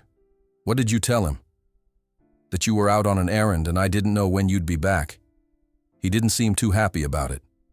Left his card, said to call him right away." Jake reached into his shirt pocket and extracted a business card, which he handed to Emma. "Thanks, Jake," Emma said, taking the card with fingers that she hoped didn't visibly tremble. "I'll handle it." As Jake returned to his duties, the group made their way quickly to the house. Inside, Emma stared at the sleek business card in her hand. It contained just Carter's name, phone number, and the logo of his company, a stylized C that, with her newly educated eye, Emma could now see incorporated subtle representations of ley lines. "He knows," she said quietly, showing the card to the others. "He knows we're involved in the thefts of his devices." "Perhaps," Noctis agreed. "Or he may simply be increasing pressure on you to sell, knowing that the boundary's deterioration is accelerating. Either way, we must assume our time is running short," Gabriel said. "Carter won't sit idle while we dismantle his network." Emma moved to the kitchen table and upended her backpack, spilling out the notebooks and scroll she had taken from Carter's cabinet. "Then let's see what we're really dealing with. These might tell us what Carter's ultimate goal is, and how to stop him." While Celine left to gather the herbs she needed for more sleep dust, the rest of the group gathered around the table, each taking a notebook or sheaf of papers to examine. Emma carefully unrolled the ancient scroll she had grabbed, revealing text in a language she didn't recognize, and diagrams that seemed to depict the flow of energy between different planes of existence. "This is Old Equian," Alban said, peering over her shoulder. The ancestral language of my people. Where did Carter obtain such a document? It should be safely housed in our archives. Can you read it? Emma asked. Alban nodded, his expression troubled. It describes the original formation of the boundary, how it was created to allow controlled interaction between our realms while preventing the chaos that would result from complete merger. And this diagram? Emma pointed to a complex illustration near the bottom of the scroll. It shows how the boundary might be modified, not destroyed, but altered to allow more substantial transference of energies and matter between realms. Alban's voice grew increasingly concerned as he studied the annotations beside the diagram. These are not part of the original text. Someone has added calculations, notes on how such a modification might be deliberately induced. Carter, Noctis said grimly, looking up from one of the notebooks. He's not just drawing power from the ley lines, he's studying how to permanently alter the boundary itself. A chill ran down Emma's spine. Why would he want to do that? Power, Gabriel suggested, flipping through another notebook. According to these notes, a modified boundary would allow him to directly access and control energies from the Equus realm, energies that, in our world, would manifest as nearly limitless power. At the cost of destabilizing both realms, Ferox growled. The fool has no idea what forces he's tampering with. Lysandra, who had been examining a third notebook, gasped softly. It's worse than that. Look at this. She pushed the notebook toward the center of the table, pointing to a series of calculations and a crude drawing. He's not just planning to modify the boundary. He's already started. These devices aren't just siphoning energy. They're actively weakening the boundary's structure at specific points. That explains the accelerated deterioration, Thorne said, his usual calm demeanor shaken. It's not just the absence of a Guardian's reinforcement. Carter is deliberately attacking the boundary's integrity. Emma felt a surge of anger mixed with fear. So he's not just stealing power. He's risking both our worlds for his own gain. And my ranch? Why is he so fixated on it? Noctis turned to a page in the notebook he was examining. Because your land contains the primary crossing point, the anchor that stabilizes the entire local section of the boundary. If Carter gains control of that point, he can complete his modification of the boundary structure. And if he succeeds? Emma asked, though she feared she already knew the answer. Chaos, Alban repeated softly. Unpredictable blending of our realm's natural laws. In some areas, magic would flow freely into your world. In others, technology might surge into ours. Neither realm is prepared for such an exchange. The results would be catastrophic. A heavy silence fell over the group as the full implications sank in. Emma stared at the scattered papers before her, the enormity of what they faced threatening to overwhelm her. This wasn't just about saving her ranch or even protecting the crossing point anymore. They were trying to prevent the collapse of the fundamental barrier between two worlds. How much time do we have? She asked finally, her voice steadier than she felt. Based on these calculations, Lysandra said, studying Carter's notes, and assuming we've disrupted his timeline by removing 2 devices already, perhaps 2 days before the damage becomes irreversible. Then we have work to do, Emma said, standing up straighter. We've taken out 2 devices. There are 5 more to go, plus whatever central mechanism Carter is using to coordinate the network. She looked at each face around the table, drawing strength from their determined expressions. We started this, and we're going to finish it, whatever it takes. As the afternoon sun slanted through the kitchen windows, casting long shadows across the table covered with the evidence of Carter's dangerous ambition, Emma felt a resolve hardening within her. She had not asked for this responsibility, had not been properly prepared for it, but it was hers, nonetheless. Her father had believed she could handle it, and she would not let his faith in her be misplaced. The weight of 2 worlds now rested on their next moves. As evening approached, the kitchen of Emma's farmhouse had been transformed into a war room. Maps spread across the table, notebooks and scrolls stacked in organized piles, and a whiteboard Gabriel had found in a closet now displayed a timeline of Carter's activities based on their collective research. Celine had returned from the forest with the herbs she needed and was working at the counter, grinding ingredients in a mortar while softly chanting words in a language Emma didn't recognize. Carter's remaining devices are here, here, and here, Thorne explained, marking 3 locations on a county map, plus the 2 larger installations here and here. He circled 2 more spots, one at the edge of town and another at what appeared to be Carter's personal estate on the outskirts. That's 5 more locations, Emma noted.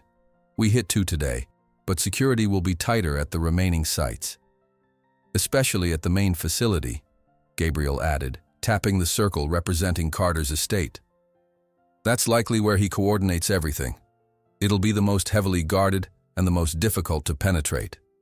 Emma studied the map, a plan forming in her mind. What if we don't try to hit them one by one? What if we coordinate simultaneous strikes against all 5 locations?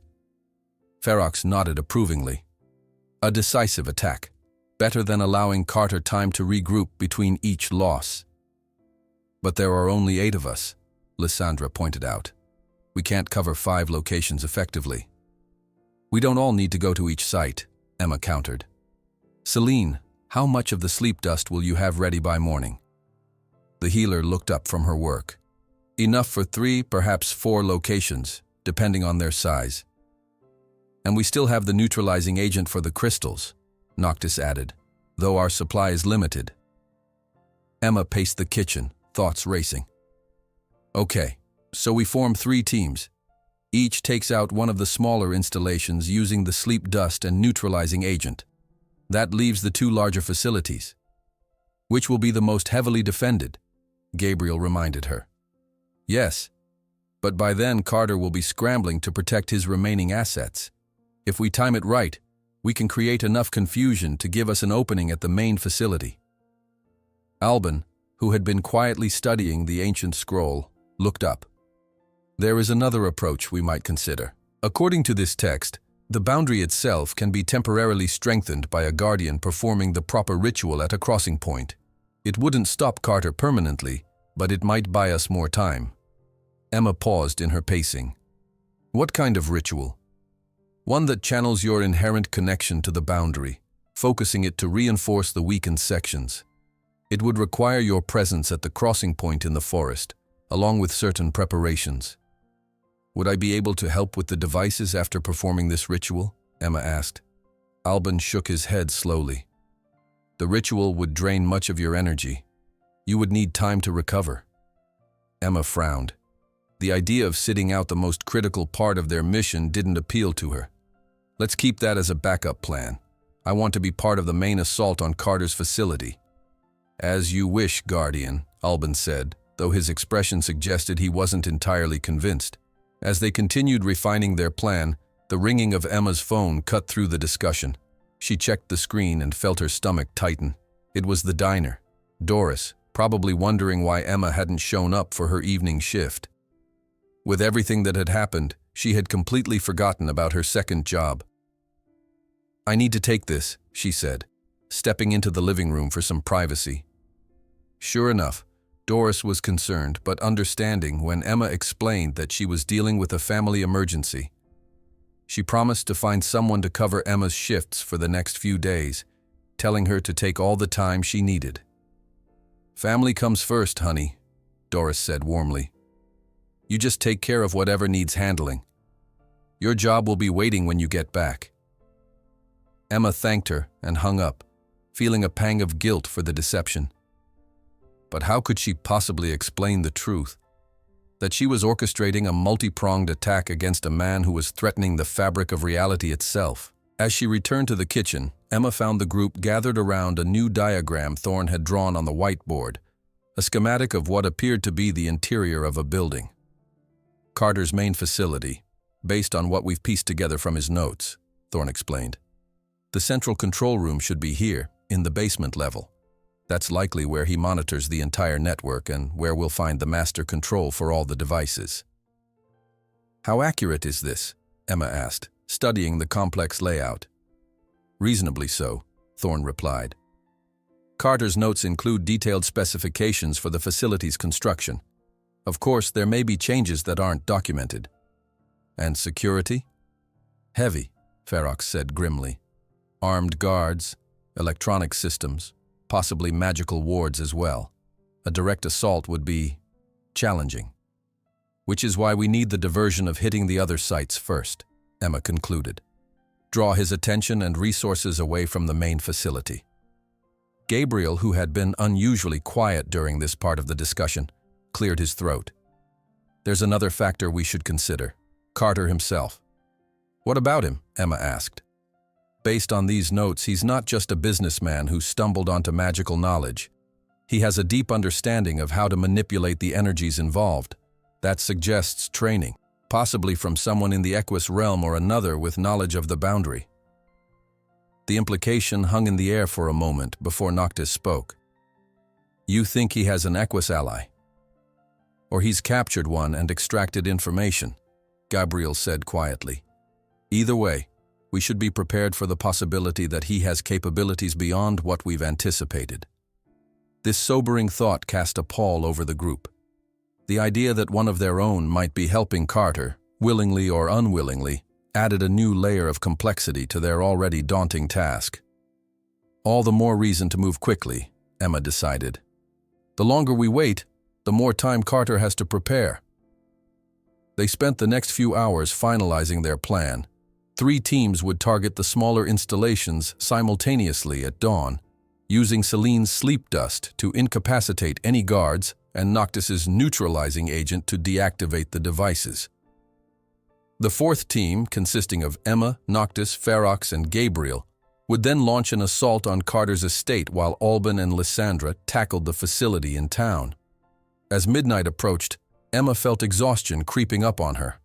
It had been less than 48 hours since she discovered Midnight's true nature, and in that time her entire understanding of the world had been upended. She excused herself to get some air, stepping out onto the porch where the cool night breeze offered some relief from the tension inside. The stars were brilliant overhead, and for a moment, Emma allowed herself to simply breathe, to absorb the beauty of the night sky and the familiar sounds of her ranch.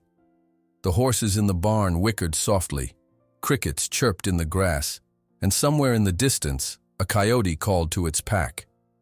She didn't hear Noctis approach until he was beside her, his human form moving with the same silent grace that characterized his equine self.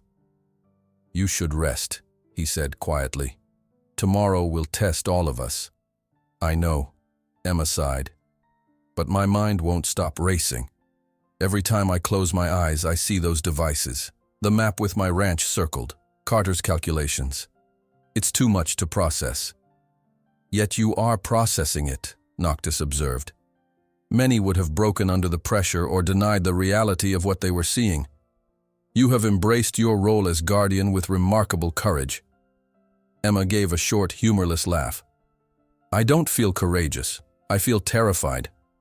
2 days ago, my biggest worry was making the mortgage payment.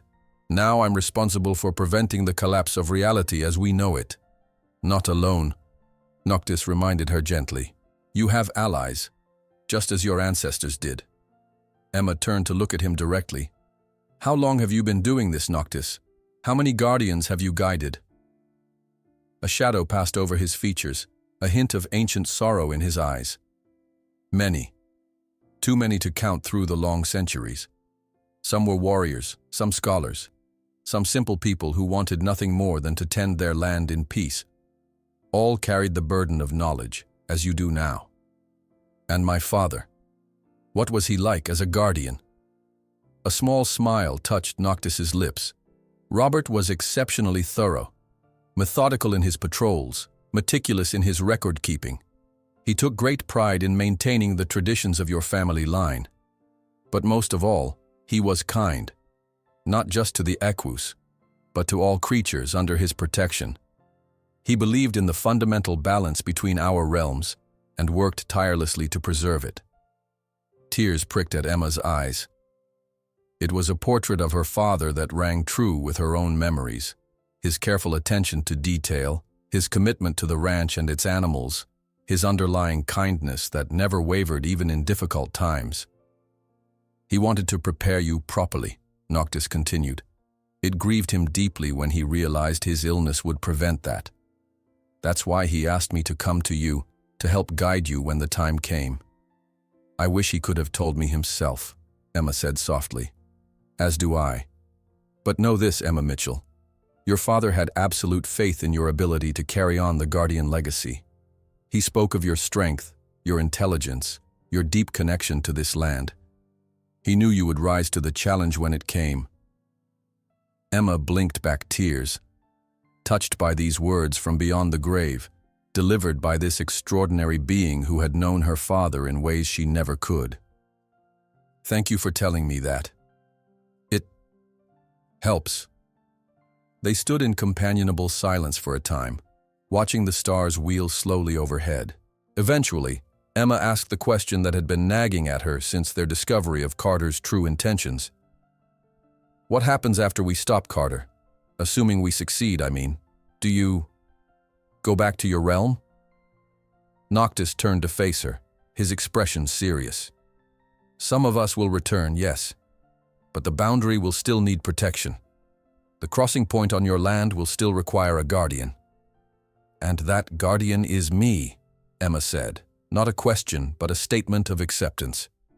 If you choose to accept the role fully, yes. It is your birthright, but no Equus would force the burden on an unwilling guardian. There are alternatives, though none as effective as a Mitchell guarding Mitchell land.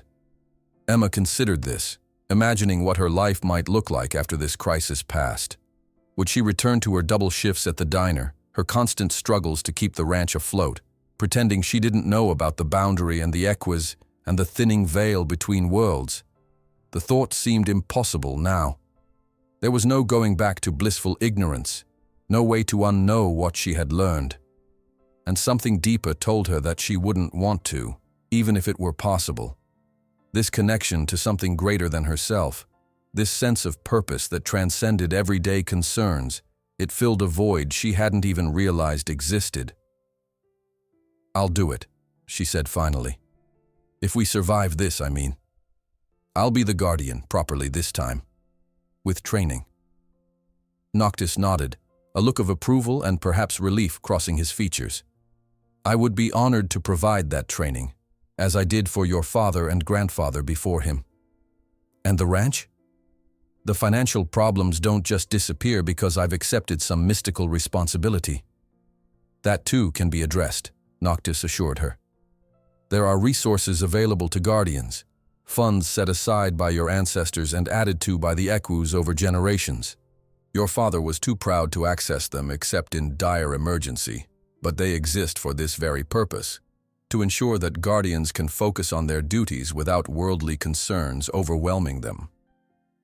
This revelation stunned Emma. To think that there had been financial help available all along, while she worked herself to exhaustion, trying to keep the ranch running. But she understood her father's pride. It was the same stubbornness that had made her reluctant to ask for help, the same determination to stand on her own 2 feet that had kept her going through the hardest times. I'll think about it, she said, unwilling to commit to accepting such help just yet. After we deal with Carter. Noctis seemed to understand her hesitation. Of course. First things first. The sound of the screen door opening behind them announced Gabriel's arrival. Sorry to interrupt, he said, but Celine has finished preparing the sleep dust, and we need to finalize the team assignments for tomorrow. Emma nodded, taking one last look at the star-filled sky before turning to follow Gabriel back inside. As she did, a movement at the edge of the property caught her eye, a shadow that seemed to detach itself from the darkness of the trees and then vanish just as quickly. Did you see that? She asked, pointing toward where the movement had been. Noctis's posture stiffened, his eyes narrowing as he scanned the tree line. I saw nothing, but that doesn't mean nothing was there. Carter may have set watchers. Or it could have been a deer or a coyote, Gabriel suggested, though his hand moved subtly toward the inside of his jacket where Emma suspected he carried a weapon. Either way, we should be cautious, Noctis said. Thorn can set wards around the property before we rest. Nothing that would alert Carter if he has magical detection methods, but enough to warn us if someone approaches. As they returned to the house, Emma couldn't shake the feeling of being watched. Whether it was Carter's men, her own frayed nerves, or something else entirely, the sensation followed her like a shadow, a reminder that time was running out and the stakes couldn't be higher. Inside, the planning continued late into the night. Teams were finalized, timing was coordinated, equipment was prepared and distributed. By the time Emma finally lay down on her bed, fully clothed except for her boots in case they needed to move quickly, the first hints of pre-dawn gray were lightening the eastern sky. Despite her exhaustion, sleep proved elusive. Her mind kept returning to the enormity of what they were attempting and the catastrophic consequences of failure. She thought of her father, wondering if he had lain awake on similar nights, bearing the weight of his guardian responsibilities alone. The idea that he had carried this burden silently for so many years, never sharing it with her even as he subtly prepared her to take his place, filled her with a complex mixture of emotions, pride, sorrow, and a renewed determination to prove worthy of his trust. When she finally drifted into an uneasy sleep, her dreams were filled with shifting boundaries, forests that transformed into alien landscapes mid-step, the ground beneath her feet turning from solid earth to something ethereal and insubstantial, then back again. Through it all ran a sense of urgency, a knowledge that time was slipping away like water through cupped hands. She awoke with a start to a gentle knock at her door. Lysandra's voice called softly from the hallway. "Emma, it's time." The sky outside her window was still dark, but with the first faint blush of dawn touching the horizon. Emma sat up, running her hands through her hair and taking a deep breath to steady herself. This was it, the day they would challenge Carter directly and attempt to save both their worlds from his dangerous ambition. She pulled on her boots, checked that the amulet was secure around her neck, and grabbed the small pack she had prepared the night before with essentials: water, energy bars, a first aid kit, and a flashlight. At the last moment, she added her father's journal, tucking it into a side pocket where it rested against her hip like a talisman. Downstairs, the others were already assembled in the kitchen. The atmosphere was tense but focused, each person checking their equipment one final time. Celine was distributing small pouches of sleep dust, giving careful instructions on their use. Thorn handed out communication devices, simple walkie-talkies that had been modified in some way Emma didn't fully understand, their casings now inscribed with symbols similar to those on her amulet. "These will function even if Carter has technology to jam conventional signals," Thorn explained as he passed one to Emma. "The modifications allow them to operate on frequencies that bridge our realms." Noctis, now back in his equine form to conserve energy, stood by the door with Ferox, who had also resumed his horse shape, a powerful chestnut stallion with a white blaze down his face. The plan called for Emma and Gabriel to ride them to Carter's estate after the initial diversionary attacks, allowing them to approach cross-country and avoid the roads where Carter's security might be watching. Gabriel entered from outside, his weathered face grim. "No sign of unusual activity around the property," he reported. "If Carter's people were watching last night, they've either left or they're very well hidden. Or they've reported back already and Carter is preparing for us," Ferox said, his mental voice reaching all of them through their connection with the amulet. "Either way, our plan remains the same," Emma said, surprising herself with the steadiness in her voice. "Hit the smaller installations first, create chaos in Carter's network, then strike at his main facility while he's distracted." She looked around at the assembled group, human, Equus, and whatever Gabriel might truly be with his centuries of service to her family. These were her allies, her friends now, bound together by a common purpose that transcended the differences between their worlds. "Whatever happens today," she said, "I want to thank all of you for standing with me, for believing in me when I barely understood what was happening. I couldn't ask for better companions in this fight." "The honor is ours, Guardian," Alban replied, speaking for the group. "Your ancestors would be proud to see you now, With final nods of acknowledgement and resolve, they moved toward the door, ready to begin the most important day of Emma's life, and perhaps the most crucial for both their realms in centuries. As the first true light of dawn touched the eastern hills, 3 teams departed from the ranch, heading in different directions. Emma watched them go, each group disappearing into the early morning mist, like shadows returning to darkness. Then she turned to Noctis, placing her hand on his strong neck and feeling the powerful muscles beneath his sleek coat. "Let's finish this," she said quietly, swinging up onto his back with practiced ease. Gabriel mounted Ferox with the confidence of a man who had ridden many times before, adjusting his position to accommodate the unfamiliar saddle. As the sun crested the horizon, casting long shadows across the land, they set off at a steady pace toward Carter's estate, following game trails and natural gaps in the tree line to remain as inconspicuous as possible. The morning air was cool against Emma's face, carrying the scents of pine and damp earth. Birds called from the trees around them, oblivious to the momentous events unfolding beneath their branches. Emma found herself hyper-aware of every detail. The rhythm of Noctis's movement beneath her, the play of light through the leaves overhead, the distant call of a hawk circling against the brightening sky. If they failed today, how much of this familiar world would remain intact? Would the birds still sing, the trees still grow, the sun still rise in the same way? Or would everything be altered in ways impossible to predict or comprehend? The thought strengthened her resolve. This world, her world, was worth fighting for, worth protecting. And if the price of that protection was accepting a legacy she had never asked for, a responsibility she had never sought, then so be it. She was Emma Mitchell, daughter of Robert, granddaughter of James, great-granddaughter of William. She was the guardian, and she would not fail. The sun climbed higher as Emma and Gabriel approached Carter's estate, keeping to the cover of woods and gullies. They had been riding for nearly 2 hours, pausing occasionally to check their position against the map Gabriel carried, and to listen for updates from the other teams through their modified walkie-talkies. So far, the news had been encouraging. Team 1 had successfully neutralized their target, and Teams 2 and 3 were reporting progress despite encountering heavier security than expected. "The diversions are working," Gabriel observed as they paused at the edge of a small stream. "Carter's resources are being stretched thin trying to respond to multiple breaches." Emma nodded, checking her watch. "Alban and Lysandra should be hitting the town facility right about now. That's the one Carter will be most concerned about, besides his main estate." The walkie-talkie at her belt crackled to life. "Guardian," Alban's voice came through, slightly distorted but clear enough to understand.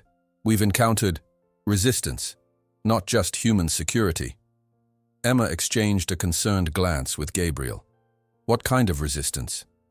"Magical wards, more sophisticated than we anticipated. And something else. Entities that are neither human nor Equus. Carter has allies we didn't account for." A chill ran down Emma's spine. "Can you handle it?" "We will manage," Alban replied, his tone grim but determined. "But be warned, if he has these defenses at the secondary facility, his estate will be even more heavily protected." "Understood. Be careful." Emma clipped the walkie-talkie back to her belt, a new worry settling in her stomach. Entities that are neither human nor Equus. What could that mean? "There are other realms beyond the 2 we know," Noctis's mental voice replied. "Other boundaries, other crossings. If Carter has found a way to breach one of those—" He didn't need to finish the thought. The implications were clear and troubling. Their task, already daunting, had just become even more complex. "We should keep moving," Gabriel urged. "The longer we wait, the more time Carter has to consolidate his defenses."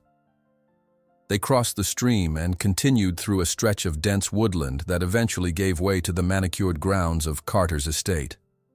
From their vantage point on a small rise, they could see the sprawling mansion, a modern structure of glass and stone, surrounded by extensive gardens and what appeared to be a high-tech security fence. "No guards visible," Gabriel noted, scanning the property with binoculars. "But that doesn't mean they're not there." Emma focused on the amulet, which had grown increasingly warm as they approached the estate. Closing her eyes, she tried to sense the flow of energies as her father's journal had described, extending her awareness beyond the physical, seeking the telltale signature of the ley lines and any disruptions to their natural patterns. When she opened her eyes again, the landscape had changed. Overlaid on the physical reality was a network of glowing lines, blue, green, and gold, converging at the mansion like rivers flowing to the sea. But where they should have flowed freely, they were instead being diverted, twisted, and siphoned into the earth beneath the building. "The house sits directly on a major junction of ley lines," she reported. "Carter has tapped into all of them, redirecting their energy into some kind of underground facility." "Can you see any weaknesses in the pattern?" Noctis asked. Emma studied the flowing energy with her enhanced perception. "There, on the eastern side. One of the lines is less heavily tapped than the others. It might offer a way in with less resistance." Gabriel nodded. "Then that's our approach. But first, we need to wait for confirmation from Alban and Lysandra that they've engaged the town facility.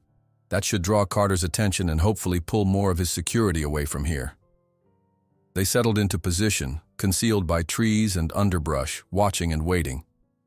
Emma found herself studying the mansion, trying to imagine what kind of man would risk two worlds for his own gain. What drove someone to such extremes? Was it simply hunger for power, or something more complex? A belief that he was working toward some greater good, perhaps? The question nagged at her, not just out of curiosity, but because understanding Carter's motivations might help them anticipate his actions. The walkie-talkie crackled again, this time with Lysandra's voice. "We're in. Alban is holding them off. I'm proceeding to the central chamber. Carter is not here, but most of his security forces are responding to our intrusion." "Good work," Emma replied. "Stay safe, both of you." Gabriel was already on his feet. "That's our cue. The eastern approach, as you suggested." They mounted Noctis and Ferox again, moving down the slope and skirting the edge of the property until they reached the point Emma had identified. Here, the security fence looked no different from any other section, but Emma could see, with her enhanced perception, that the energy flowing beneath it was less disrupted, creating a potential blind spot in whatever magical defenses Carter had established. "Thorn, now would be a good time for one of your passages," Gabriel murmured into his walkie-talkie. "Already working on it," came the reply. "Focus on the section of fence directly in front of you. You should see a shimmer in the next few moments." Sure enough, a subtle distortion appeared in the air near the fence, like heat waves rising from hot pavement. It expanded slowly, creating what looked like a tunnel of warped space extending through the fence and onto the grounds beyond. "Quickly," Noctis urged.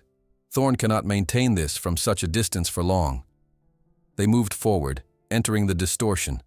The sensation was disorienting. Sounds became muffled, colors shifted slightly, and the air felt thicker, as if they were moving through shallow water. But the passage held, and moments later they emerged onto the grounds of Carter's estate, the fence now behind them with no sign that they had passed through it. "We're in," Emma reported via the walkie-talkie, "heading for the main building now." They proceeded cautiously across the manicured lawn, keeping to the shadows of ornamental trees and garden structures whenever possible. The absence of visible security was unnerving rather than reassuring. Surely Carter wouldn't leave his primary facility unguarded, especially not with attacks occurring at his other installations. As they approached the mansion itself, Emma's unease grew. The amulet against her chest was now uncomfortably warm, pulsing in time with what felt like the beating of a massive heart, somewhere beneath the ground.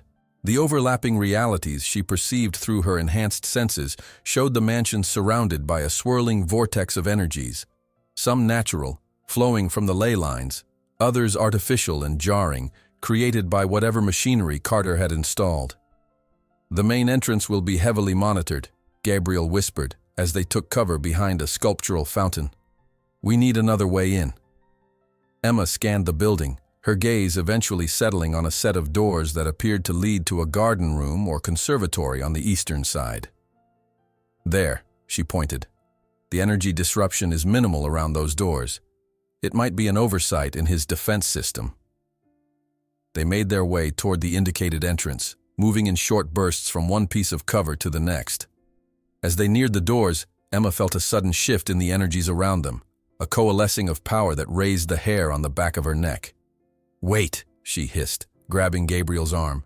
"Something's—" Before she could finish, the air in front of them rippled and tore, revealing a figure that seemed to step directly out of nowhere. It was humanoid but clearly not human. Too tall, too thin, with limbs that bent at odd angles and skin that shimmered with an oily iridescence. Its face, if it could be called that, was a smooth oval with 3 vertical slits where eyes and mouth should be. "Guardian," it said, the word emerging as a hiss of air rather than a properly formed sound. "You are not welcome here." Emma's hand went to the amulet, which now burned against her skin. Beside her, Noctis and Ferox had moved into defensive positions, their equine forms tensed and ready. "What are you?" Emma demanded, forcing steadiness into her voice despite the fear that clutched at her throat. "I am Sentinel," the creature replied. "I serve the Architect." "Carter," Gabriel muttered. "He's calling himself the Architect now. Pretentious." The creature, the Sentinel, turned its eyeless face toward Gabriel. "The Architect remakes the world. He opens the ways between realms. He brings enlightenment to the blind. He brings chaos and destruction," Noctis countered, his mental voice projected so that the Sentinel could hear it as well. "The boundaries between realms exist for a reason. To dissolve them is to invite catastrophe." The Sentinel made a sound that might have been laughter, a dry rustling noise like dead leaves blown across stone. "Change always appears as catastrophe to those who cling to the old order. The Architect sees beyond, to the new reality that will emerge from the ashes of the old." Emma took a step forward, drawing the creature's attention back to her. "Where is Carter now? We need to speak with him." The Architect communes with the energies below. He prepares for the final convergence. The Sentinel's head tilted at an impossible angle. "You seek to stop him. You cannot. The process is already too far advanced." "We'll see about that," Emma said, her resolve hardening. She glanced at Gabriel and Noctis, a silent signal passing between them. Then, with a swift motion, she pulled a small pouch from her belt, one of Celine's sleep dust preparations, and flung its contents directly at the Sentinel's face-like surface. The creature recoiled, the slits in its face widening in what might have been surprise or pain.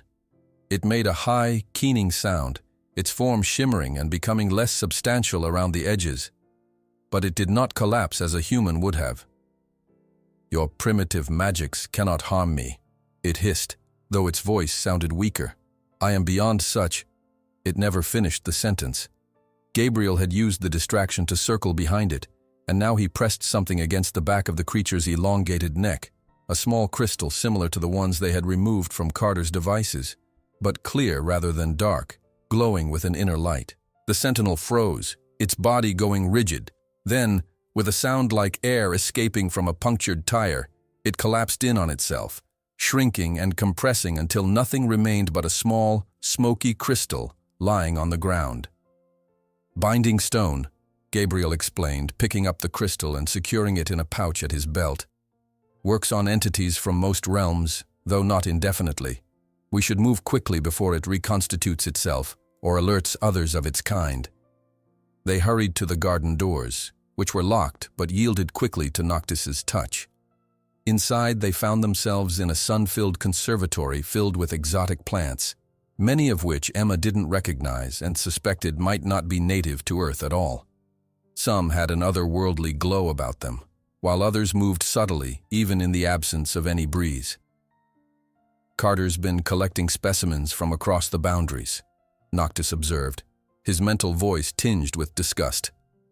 "Another violation of the natural order." They moved through the conservatory cautiously, alert for more sentinels or other guardians. At the far end, a door led into the main house, a sleek, modern interior of polished stone and glass, with minimalist furniture and abstract art on the walls.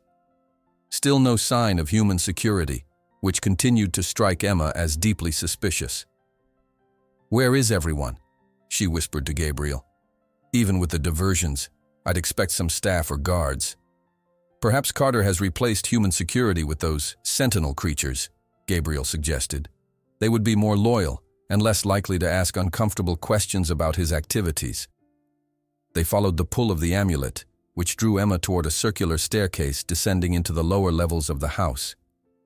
As they went deeper, the modern elegance of the upper floors gave way to a more utilitarian design: concrete walls, fluorescent lighting, and heavy security doors with electronic locks. "The energy center is down there," Emma said, pointing to a set of double doors at the end of a long corridor. "I can feel it pulsing through the amulet." Gabriel checked his watch. The other teams should have neutralized at least 4 of the 7 devices by now. Carter's network is already compromised. If we can shut down the central control, we might be able to reverse the damage to the boundary. They approached the doors cautiously. Unlike the garden entrance, these were heavily secured, not just with electronic locks, but with what appeared to be magical wards as well, symbols etched into the metal that glowed faintly to Emma's enhanced perception. "Can we get through?" she asked Noctis. The Equus studied the doors thoughtfully. "With time, yes. But forcing our way through will alert Carter to our presence immediately, if he doesn't already know we're here." "I think we're past the point of subtlety," Ferox argued. "The other teams have made their moves. It's time for the direct approach." Before they could decide on a course of action, the decision was made for them. The symbols on the doors flared with sudden brightness, then faded completely. The electronic locks disengaged with audible clicks, and the doors swung open slowly, revealing a vast chamber beyond. "He knows we're here," Gabriel said grimly. "He's inviting us in." "Then let's not disappoint him," Emma replied, squaring her shoulders and stepping forward. Whatever waited for them beyond those doors, they had come too far to turn back now. The chamber was larger than Emma had expected, a cavernous space carved from the bedrock beneath the mansion. The walls were lined with equipment, screens displaying data, machines humming with power, and what appeared to be containment units housing more of the light-absorbing crystals they had been collecting from Carter's other installations. But these were much larger, pulsing with a sickly red glow that sent shadows dancing across the chamber. In the center of the room stood a raised platform, and on it, a complex apparatus that looked like a fusion of advanced technology and ancient ritual altar. Streams of energy, visible even without the amulet's enhancement, flowed from the crystals around the room, converging on this central structure in a swirling vortex of power. And standing beside it, watching their entrance with an expression of mild curiosity, was Thomas Carter. He looked nothing like the powerful, threatening figure Emma had imagined. Instead, she saw a man in his 50s, of average height and build, with neatly trimmed gray hair and wire-rimmed glasses. He wore a simple black suit with no tie, looking more like a college professor than a would-be destroyer of worlds. "Ms. Mitchell," he greeted her, his voice pleasantly modulated and carrying no hint of alarm at their intrusion. "I've been looking forward to meeting you properly. Your father and I never quite managed to have the conversation we needed to have." Emma felt a surge of anger at the casual mention of her father. "What did you do to him? Did you cause his illness?" Carter looked genuinely surprised at the accusation. "Cause it? Of course not. I tried to help him, in fact. Offered him access to treatments not available through conventional medicine. He refused, unfortunately. Too suspicious of my motives." "With good reason," Gabriel interjected, stepping forward to stand beside Emma. "You've been systematically weakening the boundary between realms, putting both worlds at risk of catastrophic collapse." Carter sighed, removing his glasses and polishing them with a cloth he pulled from his pocket. "That's the problem with Guardians and their allies. Always so resistant to change, so committed to maintaining a status quo that benefits only a select few while keeping humanity in the dark about the true nature of reality. The boundary exists for a reason," Noctis said, his mental voice projected so that Carter could hear it. "The laws of our realms are fundamentally incompatible. Forcing them together will result in chaos and suffering on an unimaginable scale." "Initial chaos, perhaps," Carter conceded, replacing his glasses. "But from chaos comes new order. Evolution is never a gentle process, but it is necessary." He gestured to the apparatus behind him. What I'm creating is not destruction, but transformation. A new reality where the artificial divisions between realms no longer constrain us. Imagine a world where humans have access to the natural magics of the Equus realm, where the Equus can benefit from human technology and innovation. The possibilities are endless. And you appointed yourself the architect of this transformation? Emma asked, unable to keep the skepticism from her voice. What gives you that right? Carter's expression hardened slightly. Someone had to take action. The Guardians have maintained their stranglehold on the crossing points for generations, restricting access and keeping humanity ignorant. I simply decided to change the rules of the game. As he spoke, Emma noticed movement at the edges of the chamber. More sentinels emerging from what appeared to be portals in the walls, their elongated forms gliding silently into position around the room. 6, 7, 8 of them. Too many to fight, especially while dealing with Carter himself. You've been busy, Gabriel observed, also noting the gathering sentinels, making new friends from across the boundaries. Allies, Carter corrected. From realms even the Equus know little about. They understand my vision, see the potential in what I'm creating. They're using you, Ferox growled, pawing at the ground with one hoof. Whatever they've promised, they won't honor it once the boundary fails. They have their own agendas. A flicker of uncertainty crossed Carter's face, quickly suppressed. You underestimate me. I'm well aware of the risks and have taken precautions, but we're wasting time with this debate. He turned to Emma, his expression softening slightly. Ms. Mitchell, you're new to your role as Guardian. You haven't been indoctrinated into their rigid worldview yet. Join me instead. With your inherent connection to the boundary and my knowledge of how to manipulate it, we could control the transformation, guide it toward a better outcome for all involved. Emma stared at him, momentarily speechless at the audacity of his offer. This man had threatened her home, endangered 2 worlds, potentially harmed her father, and now he was inviting her to collaborate with him. I've seen your notes, she said finally. Your calculations. They don't account for the cascading effects once the boundary starts to collapse. You're not creating a controlled transformation. You're setting off a chain reaction that neither of us will be able to control. Carter's expression hardened. Then you've made your choice. A pity. Your father was equally stubborn, equally blind to the possibilities. He turned to the apparatus behind him, placing his hands on a set of controls. I had hoped to bring you around to my way of thinking, but the convergence will proceed with or without your cooperation. The machine began to hum more loudly, the swirling energy intensifying. The crystals around the room pulsed in unison, their red glow brightening until it hurt to look at them directly.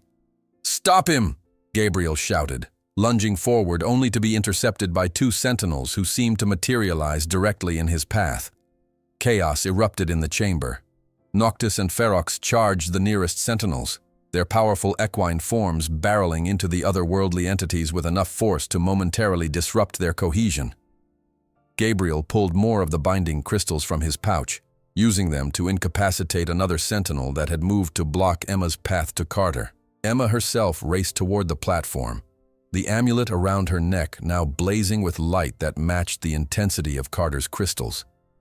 She could feel the boundary itself straining, buckling under the pressure being applied by Carter's machine.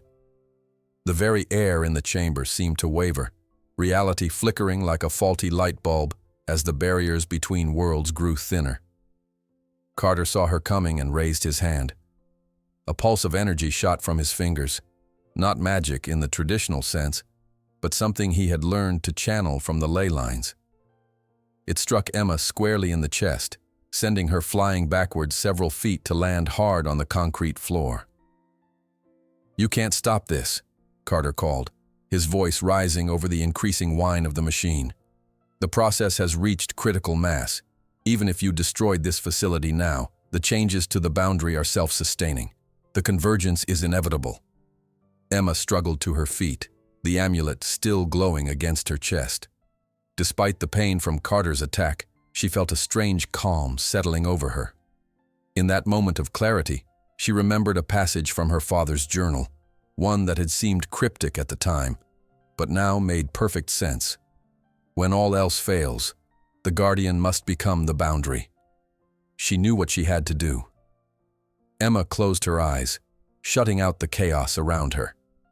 The sounds of battle, Noctis and Ferox engaging the Sentinels, Gabriel shouting warnings, faded to a distant murmur as she focused inward, seeking the connection that had always been there, waiting to be acknowledged. The amulet against her chest pulsed in time with her heartbeat, growing warmer with each passing second. "Guardian!" Noctis's mental voice reached her, tinged with alarm. "What are you doing?" She didn't answer, couldn't answer. Her concentration needed to be absolute for what she was attempting. In her mind's eye, she visualized the boundary as her father had described it in his journal. Not a simple wall or veil, but a complex, living network of energy that separated and simultaneously connected the realms. She saw the damage Carter had inflicted, the places where the network had grown thin and fragile, threatening to unravel completely. And she saw her own connection to it, a golden thread extending from her heart, linking her to the vast energetic structure that surrounded and permeated both worlds. This was her inheritance, her birthright. This was what it truly meant to be a guardian. "No!" Carter's voice cut through her concentration. He had realized what she was attempting. "Stop her! She's trying to reinforce the boundary." Emma heard the heavy footsteps of sentinels approaching but kept her focus on the golden thread. She reached for it with her mind, her spirit, her entire being, and felt it respond, pulsing, strengthening, connecting more deeply to the network of the boundary. Through this connection, she could sense the crossing point on her ranch, the place where the veil between worlds was thinnest and most permeable. She could feel the ancient magic that had first established the boundary, could hear the echoes of countless guardians before her who had maintained it through the centuries, including her father. His presence was there in the energy, a familiar warmth that brought tears to her closed eyes. Not gone, not entirely. Part of him lived on in the boundary he had so faithfully protected, and through it, he was with her now. "Dad," she whispered, the word barely audible above the growing chaos in the chamber. And somehow, impossibly, she felt a response. Not words, but a surge of strength, of love, of absolute confidence in her ability to do what needed to be done. The golden thread between her heart and the boundary blazed brighter, expanded, became a conduit through which power could flow both ways. Emma opened her eyes, seeing the physical world overlaid with the energetic reality that had always been there, hidden from her untrained perception. Carter stood at his machine, frantically adjusting controls as the convergence process began to falter. The sentinels moved toward her with their strange, fluid gait, but they seemed to be struggling, their forms flickering and becoming less substantial as Emma's connection to the boundary strengthened. She raised her hands, palms outward, and felt power surge through her. Golden light spilled from her fingertips, spreading outward in a shimmering wave that passed through the chamber. Where it touched the sentinels, they recoiled, their bodies distorting as if viewed through rippling water. Where it touched Carter's machine, the red energy flowing into the central apparatus sputtered and began to reverse direction. "What are you doing?" Carter screamed, his calm facade cracking as he saw his life's work beginning to unravel. "You have no idea what forces you're tampering with." "Neither do you," Emma replied, her voice steady despite the enormous energy flowing through her. "You see the boundary as an obstacle to be removed. I see it as a living system that maintains the balance between worlds, and I am its guardian." She took a step forward, then another, moving inexorably toward the platform where Carter stood. Each step sent another pulse of golden light through the chamber, further disrupting the convergence process and weakening the sentinels. She could feel the boundary responding to her, drawing strength from her even as it lent her its power. It was painful, like an electrical current running through every cell in her body, but also exhilarating, a connection more profound than anything she had ever experienced. Carter backed away, fear replacing the arrogance in his eyes. He fumbled with a device at his belt, some kind of weapon or defensive tool, but before he could activate it, a streak of chestnut and white flashed past Emma. Ferox, momentarily free from battling sentinels, had seized his opportunity. The powerful stallion reared up, his front hooves striking Carter squarely in the chest and sending him crashing into his own machinery. "The crystals!" Gabriel shouted from across the chamber where he was fending off a sentinel with one of his binding stones. "Destroy the crystals, Emma."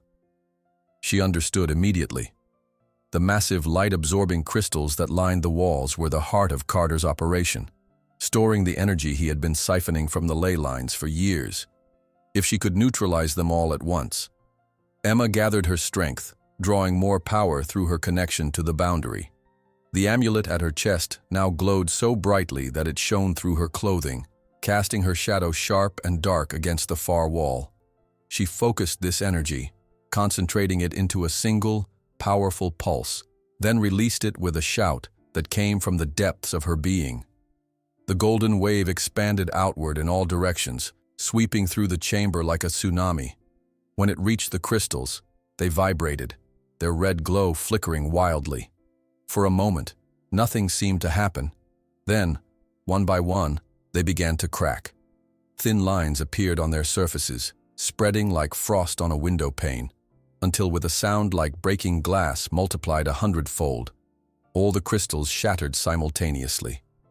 The released energy exploded upward and outward, a fountain of power returning to the ley lines from which it had been stolen. The force of it shook the entire chamber, causing chunks of concrete to fall from the ceiling and equipment to topple from tables. The remaining sentinels shrieked, a sound like metal grinding against metal, as they were caught in the backlash, their bodies dissolving into wisps of smoke that were drawn into the maelstrom of returning energy. In the midst of this chaos, Carter scrambled to his feet, blood trickling from a cut on his forehead where he had struck the machinery. His face was a mask of fury and desperation as he saw his life's work literally shattering before his eyes. "You fool," he shouted at Emma, barely audible over the roar of energy. "You've doomed us all. The release of that much power at once will tear a hole in the boundary bigger than anything my controlled process would have created." Emma felt a moment of doubt. Was he right? Had her action just accelerated the very catastrophe she was trying to prevent? But the connection to the boundary reassured her. She could feel the energy flowing back into its proper channels, the damaged sections beginning to heal as the natural balance reasserted itself. "You're wrong," she called back to Carter.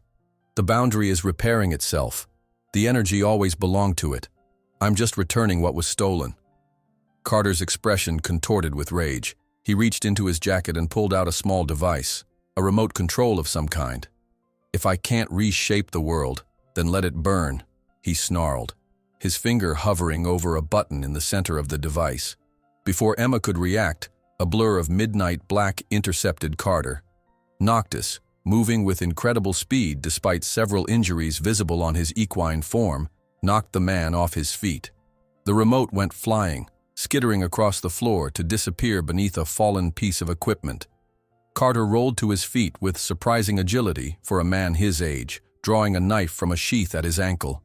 The blade gleamed strangely in the chaotic light of the chamber, seeming to absorb rather than reflect the energy swirling around them.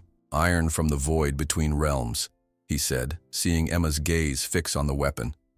"Fatal to Equus, harmful to Guardians. Step back, or I'll use it on your friend here." Noctis stood his ground, positioning himself between Carter and Emma. His mental voice reached her, calm despite the dire threat. "Keep focused on the boundary, Guardian. I can handle Carter." The standoff lasted only seconds before being broken by a tremendous crack from above.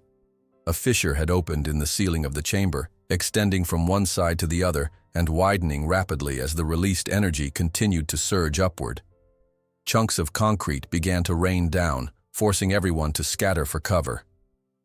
In the confusion, Carter made his move, not toward Emma or Noctis, but toward a previously hidden door at the back of the chamber. He yanked it open, revealing a narrow passage beyond, then paused to look back at Emma with an expression of pure hatred.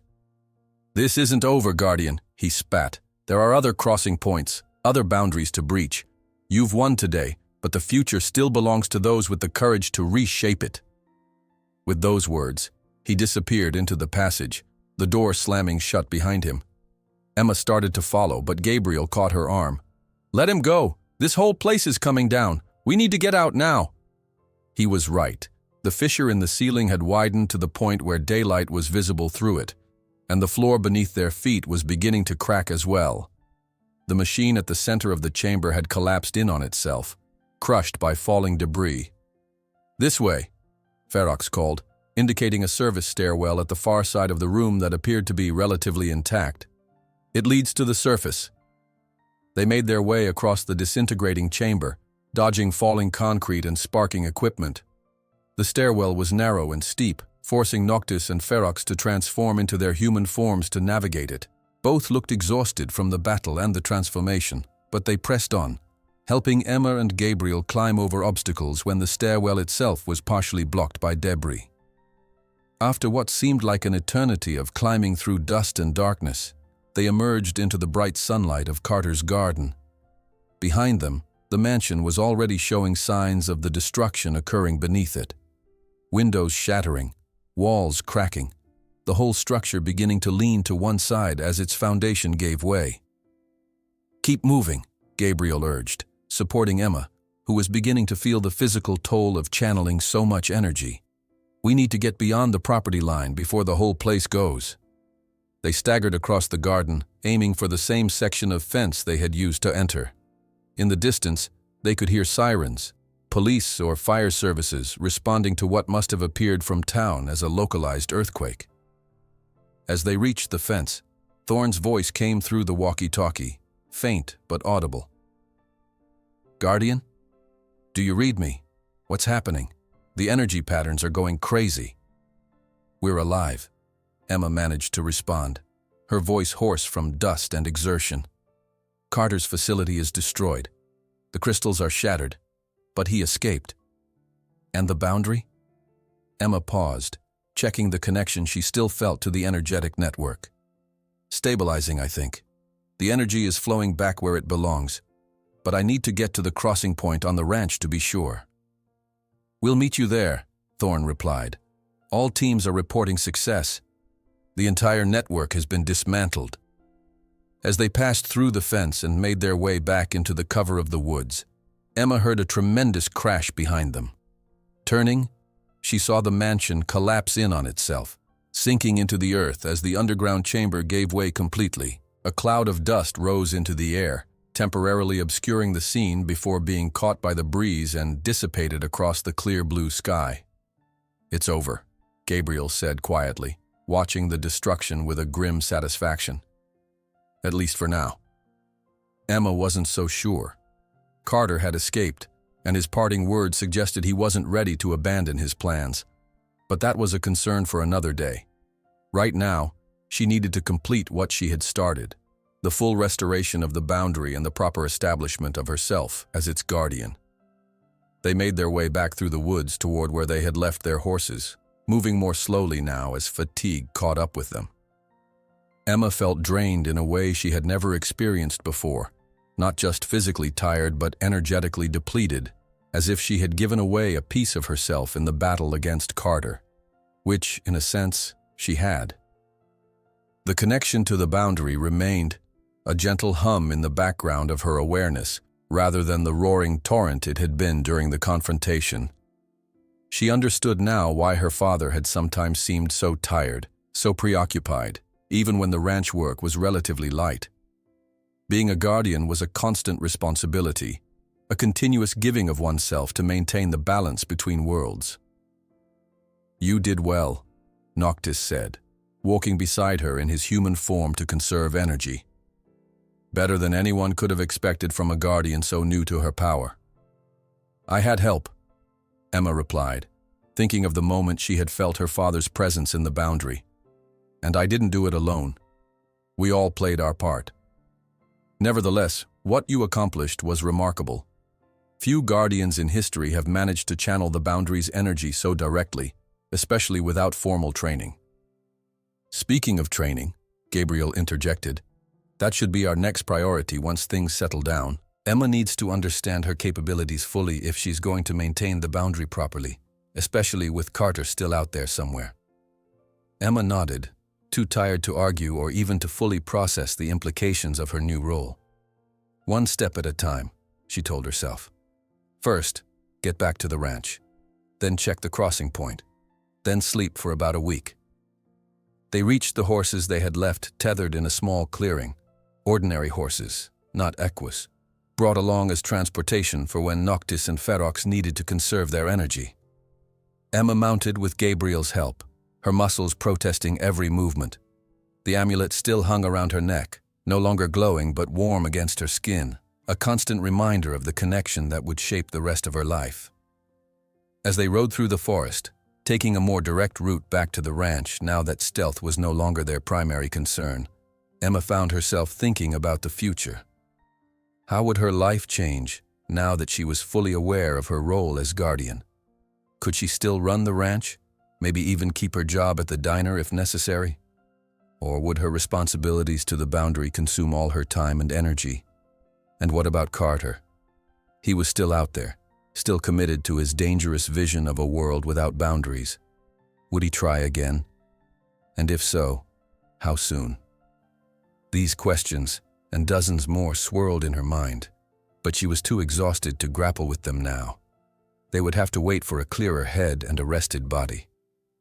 The sun was beginning its descent toward the western horizon when they finally emerged from the forest onto Emma's property. The ranch looked exactly as they had left it that morning. The barn, the house, the fields stretching toward the distant tree line. Yet somehow it all seemed different to Emma's eyes. More precious, perhaps, now that she understood more fully what it represented. Not just her family's legacy, but a sanctuary for both realms, a place where the delicate balance between worlds was maintained through the dedication of generations of guardians, her home, her responsibility, her inheritance in every sense of the word. As they approached the barn, Emma saw that the other teams had already returned. Alban, Lysandra, Thorn, and Selena were waiting in the yard, their faces showing a mixture of exhaustion and relief, similar to what Emma felt. They had all fought their battles today, all contributed to the protection of the Boundary. Emma dismounted carefully, her legs nearly buckling as they took her weight. Celine was at her side immediately, offering a supportive arm and a small vial of liquid. "Drink this," the healer instructed. "It will help restore some of your energy. You expended far more than was safe." The liquid tasted of herbs and honey, with an underlying tartness that made Emma's eyes water. But almost immediately she felt some of her fatigue recede, replaced by a manageable weariness rather than the bone-deep exhaustion of moments before. "Thank you," she said, handing the empty vial back to Celine. "All of you. We couldn't have done this without each other." "The battle is won," Alban acknowledged, "but our work is not yet complete. The crossing point must be properly secured, and you, Guardian, must formally establish your connection to it." Emma nodded, understanding the necessity despite her fatigue. "The forest clearing, where I first saw you all, is that the actual crossing point?" "It is one manifestation of it," Alban explained. "The crossing point exists in both realms simultaneously, appearing differently depending on which side you approach from. But the clearing is where the veil is thinnest on this side, yes." "Then let's finish this," Emma said, straightening her shoulders. "I want to make sure the Boundary is fully stable before any of us rest." The group made their way toward the forest, moving at a pace that accommodated their collective exhaustion. As they walked, Lysandra fell into step beside Emma. "Carter escaped from his estate," she said, her silver-gray eyes troubled. "But he may not have gone far. During our attack on the town facility, we discovered documents suggesting he has a fallback location somewhere in the hills to the north, a place he prepared in case his main plans failed." "We'll deal with him when the time comes," Emma replied, though the news sent a chill through her renewed energy. "Right now, our priority is securing the Boundary." Lysandra nodded, but her expression remained concerned. "Be vigilant, Guardian. Carter has proven himself resourceful and determined, and he bears you a personal grudge now." They reached the edge of the forest as the sun touched the horizon, casting long shadows that seemed to reach for them like grasping fingers. Emma felt the amulet grow warmer as they approached the trees, responding to the proximity of the crossing point. Despite everything that had happened, despite the danger and the exhaustion, she felt a strange sense of anticipation. This was what she had been born for, though she hadn't known it until days ago. This was her destiny. As they entered the forest, following the narrow path that was now familiar to Emma, she sensed a change in the energy around them. The boundary was indeed healing, the natural flow of power between realms resuming its proper pattern. But there was still work to be done, still connections to be formalized and strengthened. The clearing, when they reached it, was bathed in the golden light of sunset, giving it an otherworldly beauty that seemed appropriate for a place where realms met.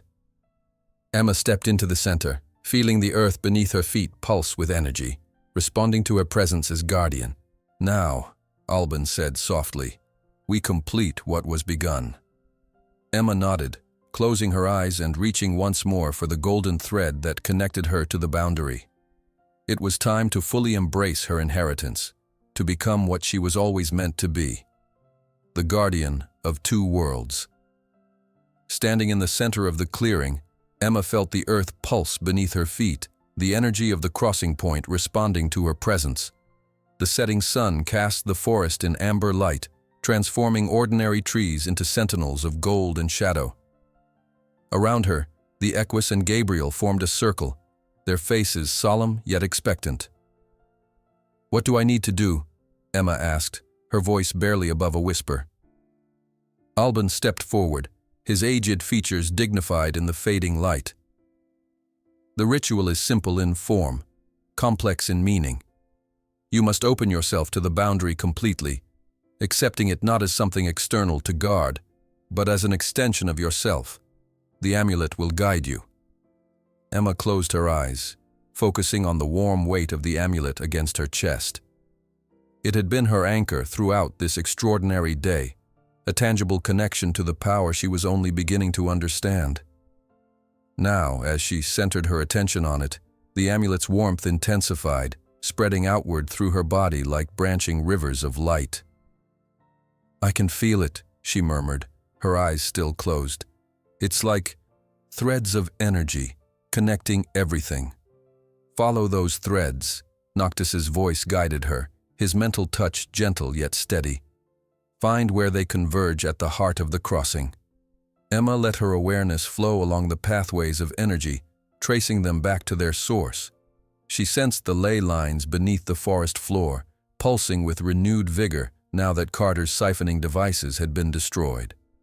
She felt the delicate membranes of the boundary itself, still healing from the damage inflicted upon it, but growing stronger with each passing moment. And there, at the center of it all, a nexus of pure energy, the heart of the crossing point, where the veils between worlds were thinnest. "I've found it," she said, her voice distant to her own ears as her consciousness expanded beyond the physical. "Now," Alban instructed, "open yourself to it. Become the guardian not just in name, but in essence."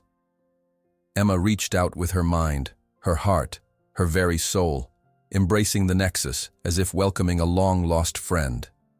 The response was immediate and overwhelming, a surge of power that flowed into her and through her, filling spaces within herself she hadn't known were empty. It wasn't just energy, it was knowledge, understanding, connection to every guardian who had come before her, including her father. His presence was unmistakable in the rush of awareness that flooded her consciousness, not as a ghost or spirit, but as an integral part of the boundary itself, his lifetime of service woven into its very fabric. Emma felt tears streaming down her face as she recognized him, felt his pride and love surrounding her like a warm embrace. "Dad," she whispered, the word both a greeting and a farewell. The power continued to build, raising the hair on her arms and creating a visible aura of golden light around her body. The earth beneath her feet trembled slightly, responding to the surge of energy. In the trees surrounding the clearing, leaves rustled without wind, and small creatures fell silent, sensing the momentous shift taking place.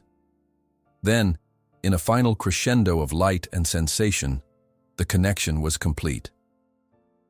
Emma gasped, as the full weight of her inheritance settled upon her.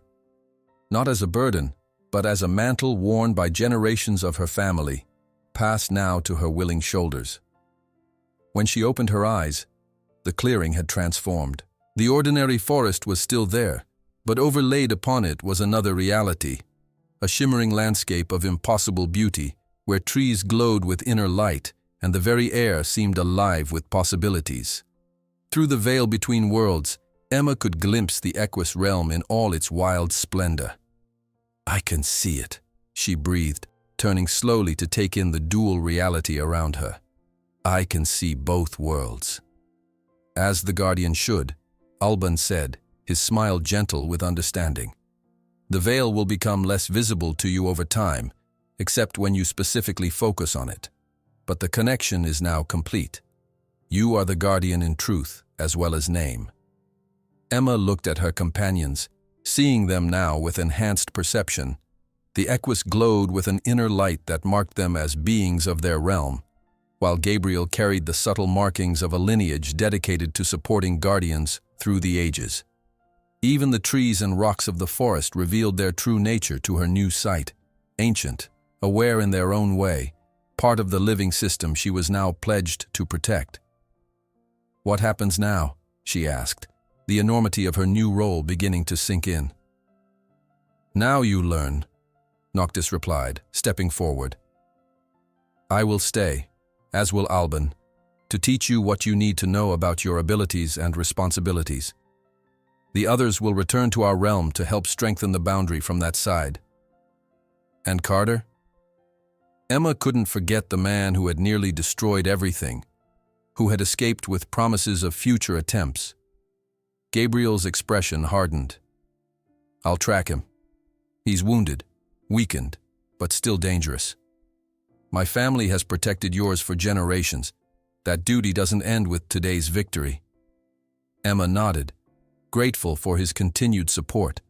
"Be careful. He's resourceful. And mad with ambition," Ferox added grimly. "Such men rarely abandon their dreams, even when beaten." The group fell silent, each contemplating the challenges that still lay ahead. The sun had nearly disappeared below the horizon, leaving the clearing in deep twilight. Soon it would be full dark, the stars emerging to watch over both realms from their distant perches. "It's enough for tonight," Celine said finally, noting Emma's exhaustion despite the energy of the ritual. "The guardian needs rest. The teaching can begin tomorrow." They made their way back through the darkening forest toward the ranch house, moving more easily now that the immediate crisis had passed. Emma felt the strange dual awareness of her surroundings, the physical reality she had always known overlaid with the energetic truth she was only beginning to understand. It would take time to adjust, to learn how to balance these perceptions. At the edge of the forest, before they emerged onto the open land of the ranch, Lysandra paused, her silver-gray eyes focusing on something distant. "The boundary is already stronger," she observed. "Your connection has begun the healing process. It will take time to fully recover from Carter's damage, but the immediate danger has passed." Emma felt it too, a sense of rightness returning to the land, the natural flow of energies resuming their proper courses. Her ranch, her home, was safe for now, and with proper training, she would ensure it remained so. As they approached the house, Emma was surprised to see Jake Armstrong waiting on the porch, a shotgun resting casually across his knees. He stood as they approached, his weathered face revealing nothing of his thoughts. "Miss Mitchell," he greeted her, his eyes taking in her disheveled appearance and the strange group accompanying her. "Thought I'd keep an eye on things while you were out. There's been some strange goings-on today. Tremors, lights in the sky over to the east. Folks in town are saying Carter's mansion collapsed into some kind of sinkhole." Emma exchanged a glance with Gabriel, uncertain how much to explain. But before she could formulate a response, Jake continued, his voice dropping slightly. "Your father always said this land was special, said someday you'd understand just how special." A faint smile touched his lips. "Reckon that day's come, hasn't it?" Understanding dawned on Emma. "You knew about all of this." Jake shrugged. Knew enough. Your daddy trusted me to help keep an eye on things, especially near the forest. Never saw what he saw, but I believed him. Man doesn't work the same land for 20 years without learning its secrets. Relief washed over Emma. Having someone else who understood, even partially, someone connected to the ordinary world she had known until days ago, felt like a lifeline she hadn't realized she needed. I could use your help, Jake, she said simply. Things are going to be different around here. Figured as much, he replied with a nod. I'm here as long as you need me, Miss Mitchell. Always have been. That night, after the others had settled into rooms in the house or returned to the barn where they felt more comfortable, Emma stood alone on the porch, gazing up at the star-filled sky. The amulet rested against her chest, a comfortable weight now rather than an unfamiliar one. In the distance, she could see the dark line of the forest where the crossing point waited, where two worlds touched and where her duty now lay. Guardian of the boundary, protector of the crossing point, keeper of an inheritance passed down through generations of her family. The responsibilities were enormous, the learning curve steep, the dangers real, especially with Carter still at large, nursing his wounded pride and shattered ambitions. Yet for the first time since her father's death, Emma felt a sense of true purpose, of belonging to something greater than herself. The ranch was more than just land to maintain or a legacy to preserve. It was a sacred trust, a vital link in the chain that kept two worlds in balance, and she was no longer alone in bearing that trust. She had allies now, the Equus, Gabriel, even Jake with his quiet, steadfast presence. Together they would face whatever challenges arose, whatever threats emerged from the shadows. Emma Mitchell, daughter of Robert, granddaughter of James, great-granddaughter of William, took a deep breath of the night air, feeling the dual pulse of the world she was sworn to protect. Tomorrow would bring new lessons, new discoveries, perhaps new dangers.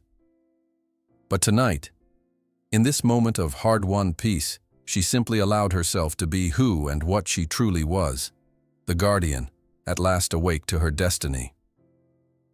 In the barn, midnight, Noctis watched the night sky through the open door, his equine form at rest but his mind alert. The camera that had captured his transformation nights ago, secretly installed by Robert Mitchell before his death as part of Emma's inheritance, had served its purpose. The guardian had awakened, the boundary would heal, and for now at least, balance was restored. But in the shadows between worlds, new threats always waited, and when they emerged, the guardian and her midnight horse would be ready.